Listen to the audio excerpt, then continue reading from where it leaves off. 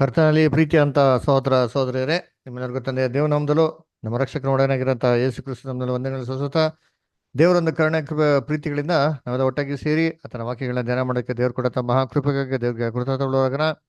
ಕರ್ತನಲ್ಲಿ ಪ್ರೀತಿ ಅಂತ ಸಹೋದರ ಸಹೋದರಿಗಳೇ, ನಾವು ನಮ್ಮ ಸಹೋದರ ಬರೆದಂತ 5ನೇ ವಾಲ್ಯೂಮ್ ಚಾಪ್ಟರ್ ನಂಬರ್ 11 ನಾವು ಓದ್ತಾ ಇದ್ರಿ. ಅದರ ಪವಿತ್ರಾತ್ಮ ಬಗ್ಗೆ ಇರುವಂತ ಒಂದು ತಪ್ಪಾದ ಒಂದು ಕಲ್ಪನೆಗಳು ಕೊಡುವಂತ ಒಂದು ವಾಕ್ಯಗಳನ್ನ ನಾವು ಧ್ಯಾನ ಮಾಡ್ತಾ ಬರ್ತಾ ಇದ್ರಿ.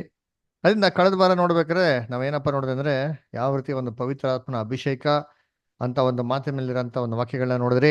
ಸೊ ಪವಿತ್ರ ಆತ್ಮನ ಅಭಿಷೇಕ ಅಂತ ವಾಕ್ಯಗಳು ಹೇಳ್ಬೇಕಾದ್ರೆ ಅದರಲ್ಲೇ ನಮಗೆ ಬಹು ಸ್ಪಷ್ಟವಾಗಿ ಏನಪ್ಪ ಗೊತ್ತಾಗ್ತದೆ ಅಂದ್ರೆ ಅಭಿಷೇಕ ಖಂಡಿತವಾಗಿ ಒಬ್ಬ ಮನುಷ್ಯನ ಅಭಿಷೇಕ ಮಾಡೋಕ್ಕೆ ಸಾಧ್ಯ ಇಲ್ಲ, ಒಬ್ಬ ಮನುಷ್ಯನ ಒಯ್ಯೋದಿಕ್ಕೆ ಸಾಧ್ಯ ಇಲ್ಲ. ಸೊ ಇದು ಖಂಡಿತವಾಗೂ ಒಂದು ಕಣ್ಣಿಗೆ ಕಾಣದಿರೋಂಥ ಅದ್ಭುತವಂತ ಶಕ್ತಿ ಇರಬೇಕು ಅಂತ ನಾವು ಬಹು ಸ್ಪಷ್ಟವಾಗಿ ವಾಕ್ಯದ ಮುಖಾಂತರ ನಾವೇನ್ ಮಾಡಿದ್ವಿ ನೋಡಿದ್ರಿ. ಸೊ ಅದಕ್ಕೆ ಲಾಸ್ಟ್ ಟೈಮು ಇಂಗ್ಲೀಷಲ್ಲಿ ಪೇಜ್ ನಂಬರ್ 282 ವರೆಗೂ ಏನ್ ಮಾಡಿದ್ರು ಓದಿದ್ರಿ. ಕನ್ನಡದಲ್ಲಿ ಪೇಜ್ ನಂಬರ್ 176. ಸೊ ಈ ವಾರ ಅದನ್ನ ಕಂಟಿನ್ಯೂ ಮಾಡೋಣ. ಯಾರ್ಯಾರು ಸೋದರಿಗಳು ವಾಲ್ಯೂಮ್ಸ್ ಓದ್ತಿರೋ ದಯವಿಟ್ಟು ಕೈಗಳೈತೆ. ಎಲ್ಲರಿಗೂ ವಾಲ್ಯೂಮ್ಸ್ ಇದೆ ಅಂತ ನಂಬ್ತೀನಿ ಆಯ್ತಾ. ಎಲ್ಲರಿಗೂ ನಾವು ಸಪ್ಲೈ ಮಾಡಿದಿರಿ. ಯಾರ್ಯಾರಿಗೆಲ್ಲ ಮಿಸ್ ಆಗಿತ್ತೋ ಯಾರ ತಿರ್ಲಿಲ್ವೋ ಎಲ್ಲರಿಗೂ ಬುಕ್ಗಳನ್ನ ತಲುಪಿಸಿದಿರಿ. ಹಾಗೂ ಕೂಡ ಯಾರ ಹತ್ರ ಇಲ್ಲ ಅಂತ ಹೇಳಿದ್ರೆ ಖಂಡಿತವಾಗೂ ಬುಕ್ನ ಕೊಡೋದಕ್ಕೆ ಪ್ಲಾನ್ ಮಾಡೋಣ. ಯಾರು ಇಲ್ಲ ಅಂದ್ರೆ ನಮಗೆ ಮೆಸೇಜ್ ಹಾಕಿ, ವಾಟ್ಸಪ್ ಹಾಕಿ, ಓಕೆನಾ. ಸೊ ದಯವಿಟ್ಟು ಎಲ್ಲ ಸೋದರಿಗಳು ಯಾರು ಓದ್ತೀರಾ ಮೊದಲು? ಮ್ಯಾಗಿಸ್ಟರ್ ಓದ್ತೀರಾ ಫಸ್ಟ್ ಪ್ಯಾರಾಗ್ರಾಫ್? ಸಿಸ್ಟರ್ಸ್ ಸೌಂಡ್ ಕೇಳಿಸ್ತಾ ಇಲ್ಲ. ಬ್ರದರ್ ಹೊರ್ಗಡೆ ಇದ್ದೀನಿ. ಹೌದ್ರಾ, ಸರಿ, ಓಕೆ. ಆ ಯಾರು ಸೋದರಿಗಳು ಯಾರು ಓದ್ತೀರಾ? ಚಿಕ್ಕ ಓದ್ಲಾ brother? ಪ್ಯಾರಾಗ್ರಾಫ್.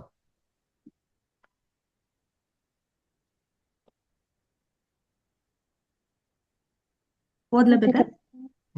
ಓದಿ ಸಿಸ್ಟರ್. ಬ್ರದರ್ 176 ಅಲ್ಲಿ ಯಾವುದು ಅಂತ ಗೊತ್ತಾಗ್ಲಿಲ್ಲ. 176 ಅಲ್ಲಿ ಲೆಫ್ಟ್ ಸೈಡ್ ಅಲ್ಲಿ ಫಸ್ಟ್ ಪ್ಯಾರಾಗ್ರಾಫ್. ಪ್ರತಿಯೊಬ್ಬರಿಗೂ ಅಂತ ಇದೆಯಲ್ಲ ಅದ ಕರೆಕ್ಟ್, brother? ಕರೆಕ್ಟ್. ಪ್ರತಿಯೊಬ್ಬರಿಗೂ ಅತ್ಯಂತ ಒಂದ್ ನಿಮಿಷ, ದಿಗ್ಭ್ರಮೆಗೊಳಿಸುವುದಾಗಿ. ಒಂದ್ ನಿಮಿಷ ರೀ.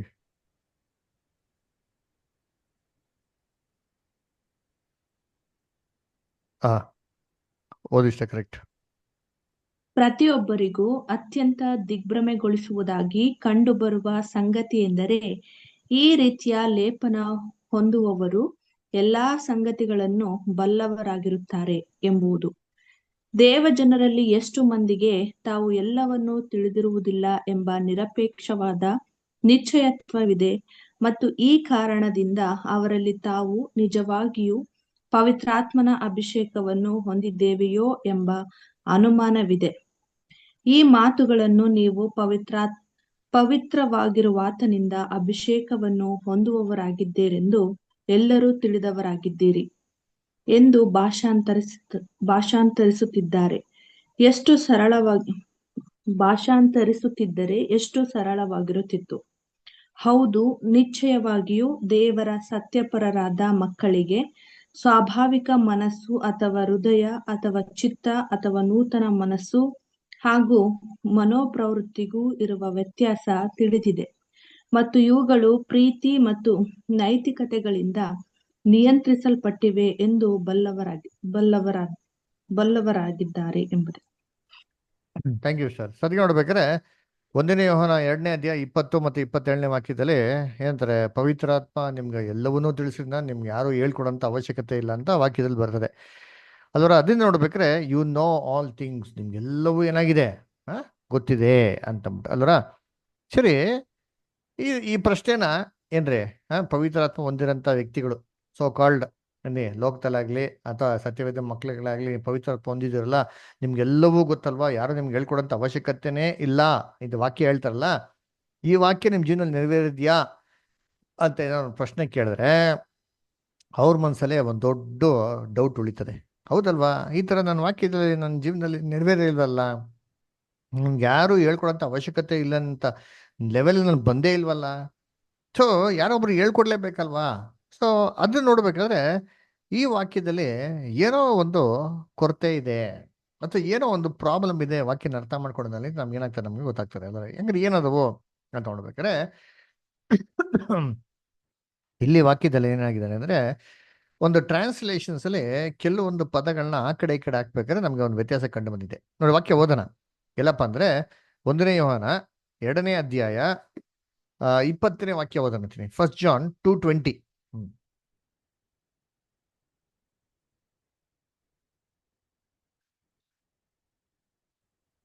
ನೀವು ಪವಿತ್ರನಾಗಿರುವಾತನಿಂದ ಅಭಿಷೇಕವನ್ನು ಹೊಂದಿದವರಾಗಿದ್ದು ಎಲ್ಲರೂ ತಿಳಿದವರಾಗಿದ್ದೀರಿ. ನೀವು ಸತ್ಯವನ್ನು ಓಕೆ ನೋಡ್ರಿ, ಇಲ್ಲಿ ಕನ್ನಡದಲ್ಲಿ ಕರೆಕ್ಟಾಗಿ ಹಾಕಿದ್ದಾರೆ. ಅದರ ಇಂಗ್ಲೀಷಲ್ಲಿ ಹೆಂಗ್ ಬರ್ತಾರೆ, ಯು ನೋ ಆಲ್ ಥಿಂಗ್ಸ್ ಅಂತ ಬರ್ತಾರೆ, ನಿಮ್ಗೆ ಎಲ್ಲವೂ ಗೊತ್ತು ಅಂತ ಹಾಕ್ತಾರೆ. ಕನ್ನಡದಲ್ಲಿ ಕರೆಕ್ಟಾಗಿ ಹಾಕಿದ್ದಾರೆ ನೋಡ್ರಿ, ನೀವು ಎಲ್ಲರೂ ಏನಾಗಿದ್ದೀರಾ, ತಿಳಿದವರಾಗಿದ್ದೀರಾ ಅಂತ ಅಂದ್ಬಿಟ್ಟು. ಅದರ ಹಾಗಾದ್ರೆ ಎಲ್ಲಾರ್ಗೂ ಎಲ್ಲ ಗೊತ್ತು ಅಂತ ಹೇಳಿಲ್ಲ ರೀ, ನಿಮ್ ಎಲ್ಲರಿಗೂ ಏನಾಗಿದೆ, ಆ ಕೆಲವು ವಿಚಾರಗಳು ಗೊತ್ತಿದೆ ಅಂತ ಹೇಳ್ತಾರೆ. ಅಲ್ವರ ಎಲ್ಲರಿಗೂ ಏನಾಗಿದೆ, ವಿಚಾರಗಳು ಗೊತ್ತಿದೆ. ಏನು ವಿಚಾರ ಗೊತ್ತಿದೆ? ಸತ್ಯ ಏನಪ್ಪ ಅಂತ ಏನಾಗಿದೆ ನಮ್ಗೆ ವಿಚಾರ ಗೊತ್ತಿದೆ. ಕಾನ್ಸಿಕ್ರೇಷನ್ ಅಂದ್ರೆ ಏನು, ನೂತನ ಸೃಷ್ಟಿ ಅಂದ್ರೆ ಆಕ್ಚುಲ್ ಆಗಿ ಏನು, ಅದರ ಪವಿತ್ರಾತ್ಮನ ಅಭಿಷೇಕ ಅಂದ್ರೆ ಏನು ಅಂತ ಅಂದ್ಬಿಟ್ಟು ಈ ಒಂದು ತತ್ವಗಳು ಸತ್ಯಕ್ಕೆ ಬಂದಿರೋ ಮಕ್ಳುಗಳಿಗೆ ಕ್ಲೀನ್ ಆಗಿ ಏನಾಗಿದೆ ಇದು ಗೊತ್ತಿದೆ. ಯಾರು ವಿಚಾರನ ನಿಮ್ಗೆ ಹೇಳ್ಕೊಡಂತ ಅವಶ್ಯಕತೆ ಇಲ್ಲ. ಬೇಸಿಕ್ ಆಗಿರೋಂಥದ್ದು ಕಾನ್ಸಿಕ್ರೇಟೆಡ್ ಅಂದ್ರೆ ಏನಪ್ಪಾ, ಅದರ ಏನ್ರಿ ಯೇಸು ಕ್ರಿಸ್ತ ನಾಮ ನಂಬಿದ ತಕ್ಷಣ ಪರಲೋಕಕ್ಕೆ ಹೋಗ್ಬಿಡ್ತಾರ ಅಂದ್ರೆ ಇಲ್ಲ ರೀ. ಅಲ್ವರ ಈ ಒಂದು ಬೇಸಿಕ್ ಆಗಿರೋಂಥ ಡಾಕ್ಟ್ರಿನ್ ಏನೋ ಏನೋ ಕ್ರಿಸ್ತನ ಒಂದು ಏನ್ರಿ ದೇಹದ ಅಂಗವಾಗ್ಬೇಕು ಅಂದ್ರೆ ಏನಾಗ್ಬೇಕು ನಾವು, ತನ್ನ ತಾನೇ ನಿರಾಕರಿಸಿ ಶಿಲ್ಬೆ ಎತ್ಕೊಂಡು ಕೃಷ್ಣ ನಿಜಗಳು ಏನಬೇಕು, ನಡೆಯೋರಾಗಿರ್ಬೇಕು. ತನ್ನ ಜೀವನನ ತ್ಯಾಗ ಮಾಡೋರಾಗಿರ್ಬೇಕು. ಏನ್ ತ್ಯಾಗ ಮಾಡ್ಬೇಕು? ತನಗಿರಂತ ಹಕ್ಕು, ತನಗಿರಂತ ಅಧಿಕಾರಗಳು, ಅಂದ್ರ ತನಿಗೆ ಇರುವಂತ ಅನೇಕ ಸೌಕರ್ಯಗಳನ್ನ ಸತ್ಯಕ್ಕಾಗಿ, ದೇವ್ರಿಗಾಗಿ, ದೇವ್ರ ಮಕ್ಳಿಗಾಗಿ ತ್ಯಾಗ ಮಾಡೋದು ಬಿಟ್ಕೊಡಕ್ಕೆ ಏನಾಗಿರ್ಬೇಕು, ರೆಡಿಯಾಗಿರ್ಬೇಕು ನೋಡಿದ್ದೆ. ಅದರ ಈ ಒಂದು ತತ್ವ, ಈ ಒಂದು ಸತ್ಯ ದೇವರ ಪವಿತ್ರಾತ್ಮ ನಮ್ಮಲ್ಲಿ ಇರೋದ್ರಿಂದ ಇದನ್ನ ಯಾರೂ ತಿರ್ಗಾ ನೀವು ಹೇಳ್ಕೊಡೋಂಥ ಅವಶ್ಯಕತೆ ಇಲ್ಲ ಅಂತ ಏನ್ ಮಾಡ್ತಾರೆ ಅಲ್ಲಿ ಹೇಳ್ತಾರೆ. ಅದರ ನೋಡಿ, ಇವಾಗ ನಮ್ಗೆ ಗೊತ್ತು ಯೇಸು ಕ್ರಿಸ್ತನ್ಗೆ 12 ಜನ ಅಪೊಸ್ತಲರು ಇದ್ರು. ಯೇಸು ಕ್ರಿಸ್ತ ಜೀವಂತವಾಗಿರ್ಬೇಕಾದ್ರೆ ಅವ್ರಿಗೆ ತ್ಯಾಗದ ಮನೋಭಾವ ಅಂತಂದ್ಬಿಟ್ಟು ಏನಾಗಿರ್ಲಿಲ್ಲ, ಇರ್ಲೇ ಇರಲಿಲ್ಲ. ಅಲ್ವರ ಯಾವಾಗ ಕಿತ್ಲಾಡೋರು ತಾವು ಮೊದಲು ಅಲ್ವರ ಎಲ್ಲರ್ಕಿಂತ ನಾವು ಮುಂದೆ ಇರಬೇಕು, ನಾವು ಹೇಳದ್ನೇ ಆಗ್ಬೇಕು ಅಂತಂದ್ಬಿಟ್ಟು ಏನಾಗೋರು ಅಂದ್ರೆ ಅವರೆಲ್ಲ ಏನಾಗಿದ್ರು ಇದ್ರು. ಆದ್ರೆ ಯೇಸು ಕ್ರಿಸ್ತ ಹೋಗಿದ ನಂತರ ಪೆಂಟಿಕಾಸ್ಟ್ ದಿನ ಯಾವಾಗ ದೇವರವ್ರಿಗೆ ಪವಿತ್ರಾತ್ಮನ ಅಭಿಷೇಕ ಮಾಡಿದ್ರು, ಅವಾಗ ಸಭೆಯ ಒಂದು ನಡವಳಿಕೆನೇ ಏನಾಗ್ಬಿಡ್ತು, ಟೋಟ್ಲಾಗೆ ಚೇಂಜ್ ಆಗ್ಬಿಡ್ತು. ಪೇತ್ರ ಏನ್ರಿ ಎಲ್ಲಾರ್ಕಿಂತ ಮುಂದಕ್ಕಿದ್ದಂತ ಪೇತ್ರ ಏನ್ರಿ ಸಭೆಯಲ್ಲಿ ಏನ್ರಿ ಮುಖ್ಯವಾದ ಸ್ಥಾನ ತಗೊಂಡು ಸಭೆನೇ ಮಾಡಿದ್ರು, ಬೆಳೆಸೋದಿಕ್ಕೆ ಏನ್ ಮಾಡಿದ್ರು ಅಲ್ಲಿ ಶುರು ಮಾಡಿದ್ರು. ಅಲ್ಲರ ಆಮೇಲೆ ಹೊಸದಾಗಿ ಬಂದಂತ ಅಪೋಸ್ಟಲ್ ಪೌಲ್ ಮುಖಾಂತರ ಏನ್ ಮಾಡಿದ್ರು, ಅನೇಕ ಒಂದು ಏನ್ರಿ ಜಾಗದಲ್ಲಿ ಅನ್ಯ ಜನಾಂಗದವ್ರ ಮಧ್ಯದಲ್ಲಿ ಮುಖ್ಯವಾಗಿ ನೋಡ್ಬೇಕೇನ್ರಿ ಸುವಾರ್ತೆ ಸಾರಲ್ಪಡ್ತು. ಎಲ್ಲಾ ಕಡೆ ಸಭೆಗಳೇನಾಯ್ತು, ಸ್ಥಾಪನೆ ಆಗೋದಿಕ್ಕೆ ಶುರು ಆಯ್ತು. ಅಲ್ವರ ನೋಡ್ರಿ ಇದ್ರಿ ಇಲ್ಲಿ ಈ ವಿಚಾರಗಳು ನಡಿಬೇಕಾದ್ರೆ ಹೆಂಗ್ ನಡೀತು ಅಂತ ನೋಡ್ಬೇಕಾದ್ರೆ ಕರ್ತನಲ್ಲಿ ಪ್ರೀತಿ ಅಂತ ಸರೋಸಗಳೇ ದೇವರ ಒಂದು ಕೃಪೆ, ದೇವರ ಒಂದು ಆಶೀರ್ವಾದದಿಂದ ಏನಾಯ್ತಂತೆ ಅಲ್ಲಿ ಕೆಲಸಗಳು ನಡೆದಿಕ್ಕೆ ಶುರು ಆಯ್ತು. ಇವೆಲ್ಲ ವಿಚಾರಗಳು ಅವ್ರಿಗೆ ಫಸ್ಟ್ ಗೊತ್ತಿತ್ತಾ ಅಂದ್ರೆ ಇವೆಲ್ಲ ವಿಚಾರಗಳು ಅವ್ರಿಗೆ ಗೊತ್ತಿರ್ಲಿಲ್ಲ. ಯಾವಾಗಪ್ಪ ಗೊತ್ತಾಯ್ತು, ಯಾವಾಗ ಪವಿತ್ರಾತ್ಮ ಬಂತು ಅವಾಗ ಏನಾಯ್ತು, ಓಹೋ ಕಾನ್ಸಿಕ್ರೇಷನ್ ಏನಪ್ಪಾ, ಓಹೋ ಹೆಂಗಿರ್ಬೇಕು ಸಹೋದರಗಳ ನಡುವೆ, ಹೆಂಗೆ ನಾವು ನಡ್ಕೊಬೇಕು, ಯಾವ ಥರ ಇರಬೇಕು, ಸಭೆಯನ್ನು ಏನಪ್ಪ, ಸಭೆಯಲ್ಲಿ ಏನೋ ಒಂದು ಗೌರವ ಇರಬೇಕು, ಸಭೆಯಲ್ಲಿ ಏನಂತ ಒಂದು ಡಿಸಿಪ್ಲಿನ್ ಇರಬೇಕು ಅಂತ ಏನು ಮಾಡಿದ್ರು ಅಲ್ಲಿ ಕಲ್ತ್ಕೊಟ್ರು. ಯಾಕೆ ಅಪೊಸ್ತಲ ಪೌಲ್ ಅನ್ಯ ಭಾಷೆ ಬಗ್ಗೆ ಮಾತಾಡ್ಬೇಕೇನು ಹೇಳ್ತಾರೆ, ಅಲ್ಲಿ ವಾರ್ತೆಯಲ್ಲಿ ಕೊರಿಂಥದಲ್ಲಿ ಓದ್ಬೇಕೇನು ಹೇಳ್ತಾರೆ, ದೇವರು ಗಲಿಬಿಲಿಗೆ ಕಾರಣನಲ್ಲ ಅದರ. ಆಮೇಲೆ ಕೊರಿಂಥದಲ್ಲಿ ಹೇಳ್ಬೇಕಾರೆ ಹೇಳ್ತಾರೆ ಅಪೊಸ್ತಲ ಪೌಲು ಸಭೆಯಲ್ಲಿ ಇರ್ಬೇಕಾರಂತ ಮರ್ಯಾದೆ ಪ್ರಕಾರ ಅಂತ ಹೇಳ್ತಾರೆ. ಅದರ ಹಂಗೇನು ಸಭೆ ಅಂತಂದ್ರೆ ಒಂದು ಡಿಸಿಪ್ಲಿನ್ ಇದೆ, ಒಂದು ಗೌರವ ಅಂತಿದೆ, ಒಂದು ನಡವಳಿಕೆ ಅಂತ ಏನಾಗಿದೆ ಇಲ್ಲಿದೆ. ಅಲ್ಲಿ ಹೆಂಗ್ ನಡ್ಕೊಬೇಕು ಹಂಗೇನ್ ಮಾಡ್ಬೇಕು, ನಡ್ಕೊಬೇಕು. ತಿಮೋತಿಗೆ ಅಪೊಸ್ತಲ ಪೌಲ್ ಬರೀತಾರಲ್ಲ ಏನ್ರಿ, ಸಭೆ ಬಂದ್ಬಿಟ್ಟು ಸತ್ಯಕ್ಕೆ ಸ್ತಂಭವು ಆಧಾರವಾಗಿದೆ, ಆ ಸಭೆಯಲ್ಲಿ ಹೇಗೆ ನಡ್ಕೊಬೇಕು ಅಂತ ನಿನ್ಗೆ ಚೆನ್ನಾಗಿ ಗೊತ್ತಿರ್ಬೇಕು ಅಂತ ಹೇಳ್ತಾರೆ. ಅದರ ಸೊ ಈ ವಿಚಾರಗಳು ಏನ್ರಿ ಒಬ್ಬ ಕಾನ್ಸಿಕ್ರೇಟೆಡ್ಗೆ ಗೊತ್ತಿರೋಂಥ ವಿಚಾರಗಳು. ಇದನ್ನ ಇಷ್ಟ ಬಂದಂತ ರೀತಿಲಿ ನಡ್ಕೊಳೋದಲ್ಲ ರೀ. ಇವೆಲ್ಲಾನು ಏನ್ರಿ ತಿರ್ಗಾ ಒಬ್ಬ ಸತ್ಯಕ್ಕೆ ಬಂದಿರೋಂಥ ಮಕ್ಳುಗಳಿಗೆ, ಕಾನ್ಸಿಕ್ರೇಟ್ ಮಾಡಿರೋರ್ಗೆ ಏನ್ರಿ ಇದನ್ನ ಹೇಳ್ಕೊಡೋಂಥ ಅವಶ್ಯಕತೆ ಇಲ್ಲ ಅಂತ ಏನ್ ಮಾಡ್ತಾರೆ. ಈ ಬಗ್ಗೆ ನಿಮ್ಗೆ ಎಲ್ಲಾರ್ಗು ಏನಾಗಿದೆ ಗೊತ್ತಿದೆ. ಎಲ್ಲಾ ಗೊತ್ತಿದೆ ಅಂತಲ್ಲ ರೀ, ಎಲ್ಲಾರ್ಗೂ ಏನಾಗಿದೆ ಕಾನ್ಸೆಪ್ಟು ಗೊತ್ತಿದೆ ಅಂತಂದ್ಬಿಟ್ಟು. ಓಕೆನಾ? ಸರಿ, ನೆಕ್ಸ್ಟ್ ಪ್ಯಾರಾಗ್ರಾಫ್ ಓದೋಣ ಅಂತೀರಿ.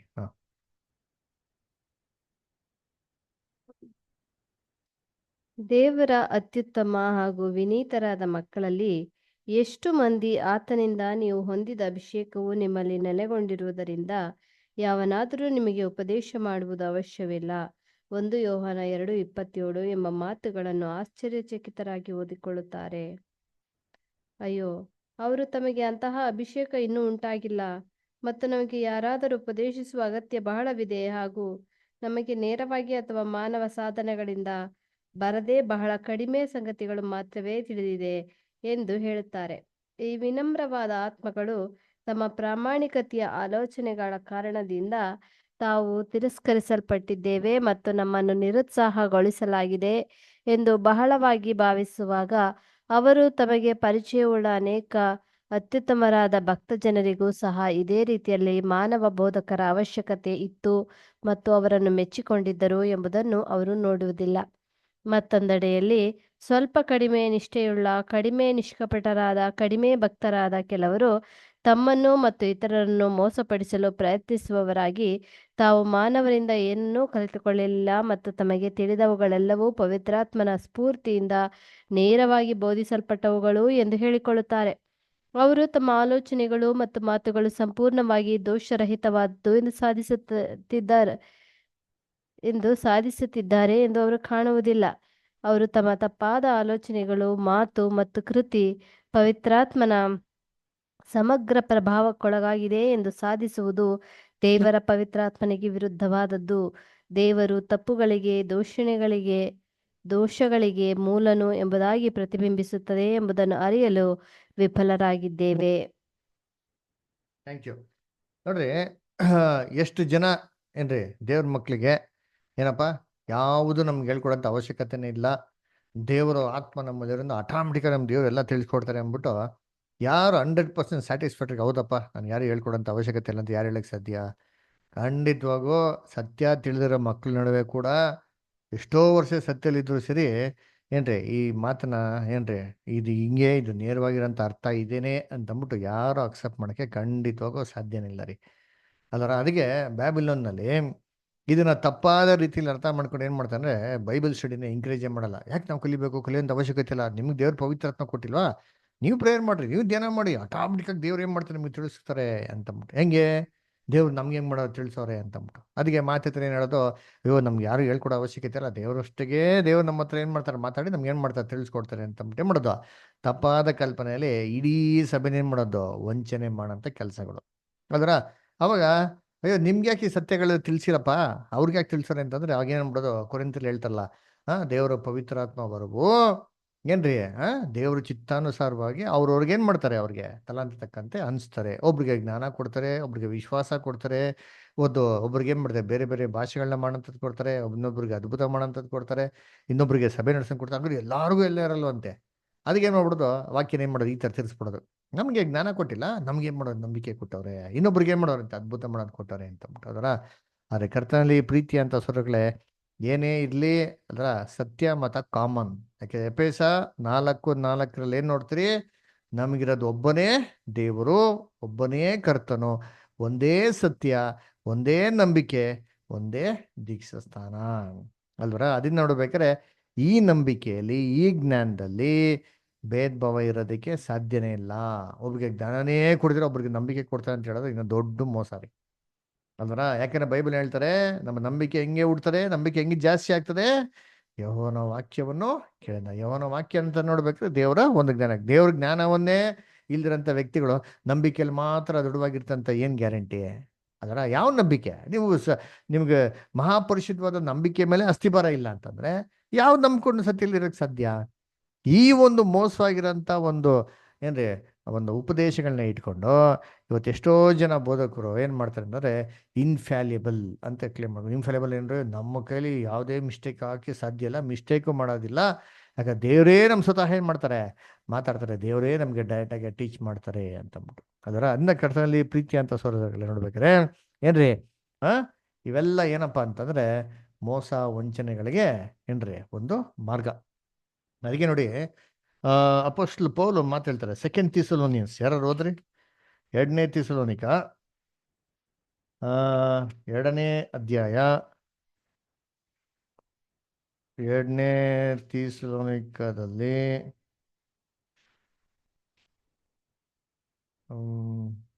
ಎರಡನೇ ಥೆಸಲೋನಿಕ 2ನೇ ಅಧ್ಯಾಯ 9 ಇಂದ ಹಿಡಿದು 12ವರೆಗೂ. ಆ ಕೆಡುಕನ ಬರುವಿಕೆಯ ಸೈತಾನ ಅಧರ್ಮ ಸ್ವರೂಪನ ಪ್ರತ್ಯಕ್ಷತೆಯು ಸೈತಾನನ ಒಬ್ಬೊಬ್ಬರಿಗೆ ಓದ್ರಿ, ಒಬ್ರು ಓದ್ಬೇಕು, ಇನ್ನೊಬ್ರು ವೇಟ್ ಮಾಡ್ರಿ. ಓದ್ರಿ. ಓದನ್ ಬ್ರದರ್. ಆ ಕೆಡುಕನ ಬರುವಿಕೆಯು ಸೈತಾನನ ಕಾರ್ಯಕ್ಕನುಸಾರವಾಗುವುದು. ಓದಿ ಮ್ಯಾಗಿ. ಅದು ಎಲ್ಲಾ ಶಕ್ತಿಯಿಂದಲೂ, ಸೂಚಕ ಕಾರ್ಯಗಳಿಂದಲೂ, ಸುಳ್ಳಾದ ಅದ್ಭುತ ಕಾರ್ಯಗಳಿಂದಲೂ, ದುರ್ನೀತಿಯ ಎಲ್ಲಾ ವಂಚನೆಯಿಂದಲೂ ಕೂಡಿ ನಾಶವಾಗುವುದರಲ್ಲಿ ಸಂಭವಿಸುವುದು. ಅವರು ಪ್ರೀತಿಯ ಸತ್ಯವನ್ನು ಅಂಗೀಕರಿಸದ ಕಾರಣ ರಕ್ಷಣೆಯನ್ನು ಹೊಂದುವುದಿಲ್ಲ. ಇದೇ ಕಾರಣದಿಂದ ದೇವರು ಬಲವಾದ ಭ್ರಮೆಯನ್ನು ಅವರಿಗೆ ಕಳುಹಿಸಿ ಅವರು ಆ ಸುಳ್ಳನ್ನು ನಂಬುವಂತೆ ಮಾಡುತ್ತಾನೆ. ಸತ್ಯವನ್ನು ನಂಬದೆ ಆ ರೀತಿಯಲ್ಲಿ ನಾಟಕಪಡುವರೆಲ್ಲರೂ ಈ ಪ್ರಕಾರ ತೀರ್ಪಿಗೆ ಒಳಗಾಗುವರು. ನೋಡ್ರ, ಸತ್ಯವನ್ನು ನಂಬದಿರೋ ಪ್ರತಿಯೊಬ್ಬರಿಗೂ ಇದೇ ತರ ಆಗುವುದು ಅಂತ ಹೇಳ್ತಾರೆ. ಯಾವ ಸತ್ಯ? ಸತ್ಯವೇದಲ್ಲಿರೋಂಥ ಸತ್ಯದ ಮೇಲೆ ಯಾರಿಗೆ ನಂಬಿಕೆ ಇಲ್ಲೋ ಅವ್ರನ್ನೇನ್ ಮಾಡ್ತಾರೆ, ಸುಳ್ಳನ್ನು ನಂಬೋದಿಕ್ಕೆ ದೇವರೇ ಏನ್ ಮಾಡ್ತಾರೆ, ಭ್ರಮೆನ ಉಂಟು ಮಾಡೋದಕ್ಕೆ ಅನುಮತಿ ಕೊಡ್ತಾರೆ ಅಂತಾರೆ. ಸುಳ್ಳನ್ನು ನಂಬೋದಿಕ್ಕೆ ಸುಳ್ಳು ಮೇಲೇನೆ ಅಸ್ಥಿಬಾರ ಹಾಕೊಂಡು ನಿಂತ್ಕೊಂಡಕ್ಕೆ ದೇವ್ರು ಪರ್ಮಿಟ್ ಮಾಡ್ತಾರೆ. ಅದಕ್ಕೆ ನೋಡ್ಬೇಕಾದ್ರೆ ಈ ತರ ವಂಚನೆಗಳು ನಮ್ಗೆ ಯಾರು ಹೇಳ್ಕೊಡೋಂಥ ಅವಶ್ಯಕತೆ ಇಲ್ಲ. ದೇವ್ರ ಪವಿತ್ರಾತ್ಮನೇ ನಮ್ಗೆ ತಿಳಿಸ್ತಾರೆ ಅಂದ್ಬಿಟ್ಟು ಇದ್ರ ಮೇಲೆ ಯಾರಿಗೆ ಅಧಿಕವಾಗಿ ನಂಬಿಕೆ ಇದೆಯೋ ಅದನ್ನೇ ನಂಬ್ಕೊಂಡಿರೋ ಅಂತ ಏನ್ ಮಾಡ್ತಾರೆ ದೇವರು, ಅದನ್ನ ಅನುಮತಿ ಕೊಡ್ತಾರಂತೆ. ಯಾಕೆಂತಂದ್ರೆ ದೇವ್ರು ಇವಾಗ ಹುಡುಕ್ತಾ ಇರೋದೇನಪ್ಪ ಅಂದ್ರೆ ಚಿಕ್ಕ ಹಿಂಡು. ಯಾರು ಏನ್ರಿ ಇವಾಗ ದೇವರ ಒಂದು ಮಾರ್ಗದಲ್ಲಿ ಮರಣದವರೆಗೂ ನಂಬಿಕಸ್ಥರಾಗಿರ್ತಾರೋ ಆ ಫೇತ್ಫುಲ್ ಕ್ಲಾಸ್ ಆಫ್ ಪೀಪಲ್ ನಮ್ಮ ಮಾತ್ರ ಏನ್ ಮಾಡ್ತಾ ಇದ್ದು ಹುಡುಕ್ತಾರೆ. ನೋಡ್ರಿ ಇದ್ರಿ, ಇದು ಇಂಡಿವಿಜುವಲ್ ಟೆಸ್ಟ್ ರೀ, ಅದರ ಕಲೆಕ್ಟಿವ್ ಅಲ್ಲ ರೀ. ಅದರ ಕಲೆಕ್ಟಿವ್ ಅಂತಂದ್ರೆ ಏನು, ನಮ್ಮ ಜೊತೆಗೆ ನಮ್ಮ ಸಭೆಯಲ್ಲಿರೋಂಥ ಎಲ್ಲಾ ಮಕ್ಳನ್ನ ಕರ್ಕೊಂಡು ಹೋಗಕ್ಕೆ ಸಾಧ್ಯ ಇಲ್ಲ. ನಮ್ಮ ಜೊತೆಗೆ ನಮ್ಮ ಅಪ್ಪ ಅಮ್ಮ ಅಕ್ಕ ತಂಗಿನೆಲ್ಲ ಕೊಂಡೋಗಕ್ಕೆ ಸಾಧ್ಯ ಇಲ್ಲ. ಇಂಡಿವಿಜುವಲ್ ರೀ. ಹೆಂಡತಿನ ಕೂಡ ಕೊಂಡೋಗಕ್ಕೆ ಸಾಧ್ಯ ಇಲ್ಲ. Individual test. ಅದರ ಕ್ರಿಸ್ತನ್ ಹೆಂಗೋದ್ರು ಅಂತೀರಿ ಮಾರ್ಗದಲ್ಲಿ, ಏಕೈಕ ಅಲ್ವರ ಇಂಗ್ಲಿ ಪರ್ಸನ್. ನೋಡ್ಬೇಕಾರೆ ಅವ್ರ ಫೇತ್ಫುಲ್ನೆಸ್ನ ಅವರೇ ನೋಡ್ಸ್ಬೇಕಾಗಿತ್ತು ಹೊರತು ಅವ್ರ ಫೇತ್ಫುಲ್ನೆಸ್ ಬೇರೆಯವ್ರ ಮೇಲೆ ಡಿಪೆಂಡ್ ಆಗೋದಕ್ಕೆ ಸಾಧ್ಯನೇ ಆಗ್ತಲ್ಲ. ಯೇಸು ಕ್ರಿಸ್ತ, ಅಯ್ಯೋ ನನ್ನ ಶಿಷ್ಯನ್ರೆಲ್ಲ ಹಿಂಗೆ ಅವರೇ 3 ಹೊತ್ತು ತಲೆ ತಿಂತಾರೆ, 3 ಹೊತ್ತು ನಂಗೆ ಕೊರತೆ ಕೊಡ್ತಾರೆ, ಮೊದಲು ಫಲಂ ಕೊಡ್ತಾರೆ, ಅದರಿಂದ ನಾನು ಏನು ಮಾಡೋಕ್ಕಾಗಿಲ್ಲ, ಹಿಂಗೆ ಮಾಡೋಕ್ಕಾಗಿಲ್ಲ ಅಂತ ಯೇಸು ಕ್ರಿಸ್ತ ಹೇಳ್ತಾರೆ ಅಂದ್ರೆ ಇಲ್ಲ ರೀ. ಅದರಲ್ಲಿ ಮ್ಯಾನೇಜ್ ಮಾಡಿ ಕ್ರಿಸ್ತನ ದೇವ್ರಿಗೆ ಏನು ಮಾಡೋದು, ಫೇತ್ಫುಲ್ನೆಸ್ನ ನೋಡ್ತೀನಿ ಅದರ. ಸೊ ಈ ಒಂದು ಕ್ಲಾಸ್ ಆಫ್ ಪೀಪಲ್ನೇ ದೇವ್ರು ನೋಡ್ತಾ ಇರೋದು, ನಾಟ್ ಡಿಸೀವರ್ಸ್.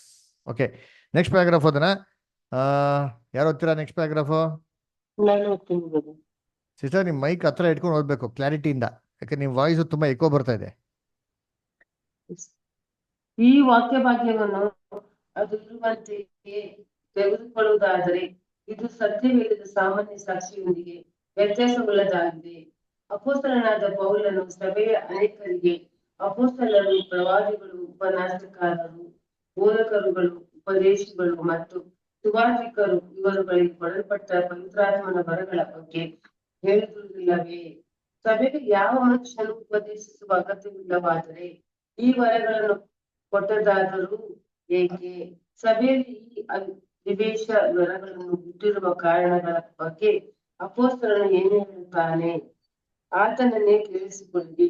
ಆತನು ಕೆಲವರನ್ನು ಅಪೊಸ್ತಲನಾಗಿಯೂ, ಕೆಲವರನ್ನು ಪ್ರವಾದಿಗಳನ್ನಾಗಿಯೂ, ಕೆಲವರನ್ನು ಸಂವಾದಿಕರನ್ನಾಗಿಯೂ, ಉಪದೇಶಿಗಳನ್ನಾಗಿಯೂ ಅನುಗ್ರಹಿಸಿದನು.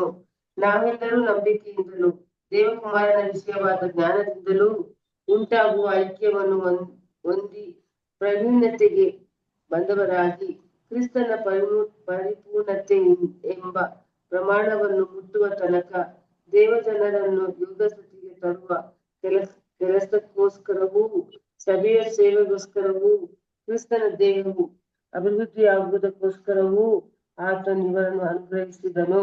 4ನೇ chapter 11-14.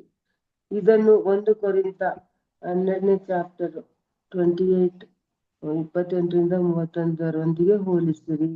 Okay, thank you star. ನೋಡ್ರಿ, ಇವಾಗ ದೇವರೇ ನಮ್ಗೆ ಆಟೋಮೆಟಿಕ್ ಆಗಿ ಎಲ್ಲ ತಿಳ್ಸಂಗಿದ್ರೆ ದೇವ್ರು ಯಾಕೆ ತನ್ನ ಸಭೆಯಲ್ಲೇ ಏನ್ರಿ ಅಪೊಸ್ತಲ ಪೌಲ್ ಹೇಳ್ದಂತೆ ರೀತಿಲಿ ಕೆಲವು ಜನ ಉಪದೇಶಕರನ್ನ, ಕೆಲವು ಜನ ಸಭಾಧ್ಯಕ್ಷರನ್ನ, ಕೆಲವು ಜನ ಪ್ರವಾದಿಗಳನ್ನ, ಏನ್ರಿ ಕೆಲವು ಜನ ಸುವಾರ್ತಿಕರನ್ನ, ಯಾಕೆ ಕೆಲವು ಜನ ಬೋಧಕರನ್ನ ದೇವ್ರು ನೇಮಿಸ್ಬೇಕಾಗಿತ್ತು? ಆ ವಾಕ್ಯದಲ್ಲಿ ಬಹು ಸ್ಪಷ್ಟವಾಗಿ ಕ್ಲಿಯರ್ ಆಗಿ ಹೇಳ್ತಾರೆ. ಎಫಿಷಿಯನ್ಸಲ್ಲಿ 4:11-13 ಹೇಳ್ತಾರೆ ಅಂದ್ರೆ, ಇದು ಸಭೆಯ ಅಭಿವೃದ್ಧಿಗೂ ಸಭೆಯ ಸೇವೆಗೂ ಆಮೇಲೆ ದೇವರ ಒಂದು ಎಲ್ಲಾ ಮಕ್ಕಳು ಐಕ್ಯದಲ್ಲಿ ಸೇರಿ ಆ ಕ್ರಿಸ್ತನ ಸ್ವಾರೂಪ್ಯ ಎಂಬಂತ ಪರಿಪೂರ್ಣಂತ ಹಂತಕ್ಕೆ ಮುಟ್ಟುವ ತನಕ ದೇವರೇನ್ ಮಾಡಿರಂತೆ, ಇವನ್ನೆಲ್ಲರನ್ನು ಕ್ರಿಸ್ತನ ದೇಹದಲ್ಲಿ ಇವನ್ನೆಲ್ಲ ಇಟ್ಟವ್ರೆ ಅಂತ ಹೇಳ್ತಾರೆ. ಇವಾಗ ದೇವರೇ ಪ್ರತಿಯೊಬ್ಬರಿಗೂ ಆಟೋಮೆಟಿಕ್ ಆಗಿ ದೇವರೇ ಪರಲೋಕದಿಂದ ಡೈರೆಕ್ಟ್ ಆಗಿ ಎಲ್ಲರೂ ಹತ್ರ ಮಾತಾಡಿ ಡೈರೆಕ್ಟ್ ಆಗಿ ಅವ್ರವ್ರಿಗೆ ಇನ್ಸ್ಟ್ರಕ್ಷನ್ಸ್ ಕೊಡಂಗಿದ್ರೆ, ಈ ಒಂದು ಸೇವಕರುಗಳನ್ನ ದೇವ್ರ ಏನಕ್ಕೆ ಭೂಲೋಕದಲ್ಲಿ ಇಡಬೇಕಾಗಿತ್ತು?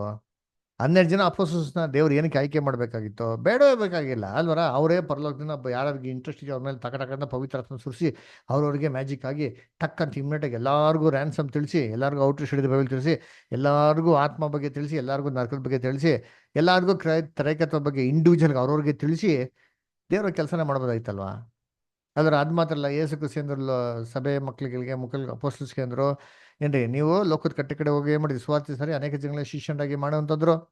ಇವಾಗ ಈ ಕೆಲಸ ದೇವರೇ ಡೈರೆಕ್ಟಾಗಿ ಮಾಡಂಗಿದ್ರೆ ಯಾಕೆ ಬಂದ್ಬಿಟ್ಟು ಶಿಷ್ಯನುಗಳನ್ನ ಈ ಕೆಲಸಕ್ಕಾಗಿ ನೇಮಿಸಿದ್ರು? ಅದರ ಇದರೆಲ್ಲ ನಮಗೆ ಬಹು ಸ್ಪಷ್ಟವಾಗಿ ಏನಪ್ಪ ಗೊತ್ತಾಗ್ತಾರೆ ಅಂತಂದ್ರೆ, ಈ ವಾಕ್ಯದಲ್ಲಿ ಅಲ್ಲಿ ಬರ್ದಿರೋ ಪ್ರಕಾರ ದೇವ್ರು ನಮ್ಗೆ ಏನ್ರಿ ಡೈರೆಕ್ಟಾಗಿ ಏನೋ ತಿಳಿಸೋದಿಕ್ಕೆ ಹೋಗೋದಿಲ್ಲ. ಅದನ್ನ ನೋಡ್ಬೇಕಾದ್ರೆ ಕರ್ತನಲ್ಲಿ ಪ್ರೀತಿ ಅನ್ಸೋಗಳೇ ದೇವರು ಮಾಡಿದಂಥ ಏಜೆನ್ಸಿಗಳ ಮುಖಾಂತರ ಅವ್ರ ಮೀಡಿಯಂಗಳ ಮುಖಾಂತರನೇ ದೇವರ ವಾರ್ತೆಗಳನ್ನ ನಮ್ಗೆ ಮಾಡೋದು ತಿಳಿಸ್ಕೋದು. ಅದಕ್ಕೆ ಪ್ರಕಟಣೆ ಪುಸ್ತಕದಲ್ಲಿ ನೋಡ್ತೀರಿ 7 ಸಭೆಗಳು ನೋಡ್ತೀರಿ, 7 ಸಭೆಗಳಿಗೆ 7 ಜನ ದೂತರು ಇದ್ದಂತ ನೋಡ್ತೀರಿ. ಯಾಕೆ 7 ಸಭೆಗೆ 7 ದೂತರು ಬೇಕಾಗಿತ್ತು? ಅದರ ತುತ್ತೂರಿಯುವುದಂತ ದೂತರುಗಳು ಏನಕ್ಕೆ ಬೇಕಾಗಿತ್ತು ಅಲ್ಲಿ? ಅದರ ಹಂಗಾರೆ ಸಭೆಗಳಿದೆ ಅಂತಂದ್ರೆ ಸಭೆಗಳನ್ನ ಲೀಡ್ ಮಾಡೋದಕ್ಕೆ, ಸಭೆಗಳನ್ನ ನಡೆಸೋದಿಕ್ಕೆ ಆ ಕಾಲದಲ್ಲಿ ಮುಖ್ಯವಾಗಿ ದೇವ್ರು ಏನ್ ಮಾಡಿದ್ರು? ಒಂದು ಪರ್ಟಿಕ್ಯುಲರ್ ಆಗಿರೋಂಥ ಒಬ್ಬ ಏಂಜಲ್ ಏನ್ ಮಾಡಿದ್ರು? ಅಲ್ಲಿ ಸೆಲೆಕ್ಷನ್ ಮಾಡಿದ್ರು ಅಲ್ವರಾ. ಸೊ ಆ ಏಂಜಲ್ಸ್ ಕೆಲಸ ಏನಪ್ಪಾ ಅಂದ್ರೆ, ಆ ಪರ್ಟಿಕ್ಯುಲರ್ ಒಂದು ಗಾಸ್ಪಲ್ ಏಜ್ ಅಲ್ಲಿ, ಆ ಪರ್ಟಿಕ್ಯುಲರ್ ಒಂದು ಚರ್ಚ್ ಪೀರಿಯಡ್ ಅಲ್ಲಿ ಆ ಸಭೆನ ಏನ್ರಿ ದೇವರ ಮಾರ್ಗದಲ್ಲಿ ನಡೆಸೋಂಥದ್ದು ಅವ್ರ ಕೆಲಸ ಆಗಿತ್ತು. ಇವಸ್ಲಿಕ್ಕೆ ಏನ್ರಿ ಶೈನಿಂಗ್ ಲೈಟ್, ಬ್ರೈಟ್ ಆಗಿ ಏನ್ರಿ ಒಂದು ಪ್ರಕಾಶವಾಗಿ ಊರಂತ ಒಂದು ಬೆಳಕಾಗಿದ್ರು. ತುತ್ತೂರಿ ಅಂತ ನಾವು ಕಂಪೇರ್ ಮಾಡ್ತೀವಿ. ತುತ್ತೂರಿ ಏನ್ರಿ ಒಂದು ಒಳ್ಳೆ ಧ್ವನಿ ಕೊಡೋಂಥದ್ದು. ಆ ಧ್ವನಿ ಕೇಳಿ ಎಲ್ಲಾರು ಧ್ವನಿ ಪ್ರಕಾರ ಸಿದ್ಧತೆ ಮಾಡ್ಕೊಳಂತ ಒಂದು ಜವಾಬ್ದಾರಿ ಆಗಿದ್ದು ಆ ಒಂದು ಏಂಜಲ್ಸ್ಗಳಿಗೆ ಮಾಡಿ ಕೊಟ್ಟಿದ್ರು. ಇದನ್ನ ನಾವು ಬೇಸಿಕ್ ಕ್ಲಾಸಲ್ಲಿ ಓದಿದಿರಿ. ಅದರ ಕೆಲವು ಜನಕ್ಕೆ ಆ ಪಾಠ ಇನ್ನೂ ಆಗಿಲ್ಲ, ಆದರೆ ನಾವು ದೇವಚಿತ್ತರ ಮುಂದೆ ಬರೋ ದಿನಗಳಲ್ಲಿ ಯಾವತ್ತೂ ನೋಡೋಣ. ಅದರ ಅಲ್ಲಿ 7 ಮಂದಿ ಸಭೆಗಳಿಗೆ ಇರುವಂತ 7 ಮಂದಿ ದೂತರುಗಳು ಅಲ್ವರ. ಅದಕ್ಕೆ ನೋಡಿ ನೆಕ್ಸ್ಟ್ ಪ್ಯಾರಾಗ್ರಾಫ್ ಓದೋಣ. ನೆಕ್ಸ್ಟ್ ಪ್ಯಾರಾಗ್ರಾಫ್ ಯಾರು ಓದ್ತೀರಾ?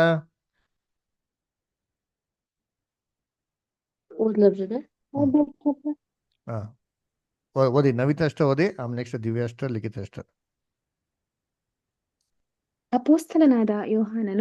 ಅಪೊಸ್ತಲನಾದ ಪೌಲ ಮತ್ತು ಇತರ ಅಪೊಸ್ತಲರೊಂದಿಗೆ ಈ ವಿಷಯದಲ್ಲಿ ಭೇದವನ್ನು ಹೊಂದಿದ್ದಾನೆ ಎಂದು ಊಹಿಸಲಾಗದು. ಇವರೆಲ್ಲರೂ ಬೋಧಕರುಗಳೇ ಮತ್ತು ಸಭೆಗೆ ಬೋಧಕರುಗಳ, ಉಪದೇಶಿಗಳ, ಮೇಲ್ವಿಚಾರಕರುಗಳ ಬಗ್ಗೆ ಪವಿತ್ರಾತ್ಮನ ಆಯ್ಕೆಯನ್ನು ಹುಡುಕಿ ಈ ರೀತಿಯಾಗಿ ಸಭೆಯ ಆಡಳಿತ ಮಾಡುವವರನ್ನು ಗೌರವಿಸಬೇಕು. ಯಾಕೆಂದರೆ ನಿಮ್ಮ ಸಭಾನಾಯಕನ ಮಾತನ್ನು ಕೇಳಿರಿ, ಅವರಿಗೆ ಅಧೀನರಾಗಿರಿ. ಅವರು ಲೆಕ್ಕ ಒಪ್ಪಿಸಬೇಕಾದವರಾಗಿ ನಿಮ್ಮ ಆತ್ಮಗಳನ್ನು ಕಾಯುವವರಾಗಿದ್ದಾರೆ. ಇಬ್ರಿಯದವರಿಗೆ 13:17 ಎಂದು ಬರೆದದೆ. ಇದು ನಿಸ್ಸಂದೇಹವಾಗಿ ಪೌಲನು ಹೇಳಿರುವಂತೆ ಸಭೆಯು ಬೋಧಿಸುವುದರಲ್ಲಿ ಪ್ರವೀಣನಾದವರನ್ನು ಸಭಾ ಸೇವಕನನ್ನಾಗಿ ಆರಿಸಬೇಕು. 1 ತಿಮೋಥೆಯ 3:2 ಆತ ನಿಧಾನವಾಗಿ ತಿದ್ದುವವನು ಆಗಿರಬೇಕು.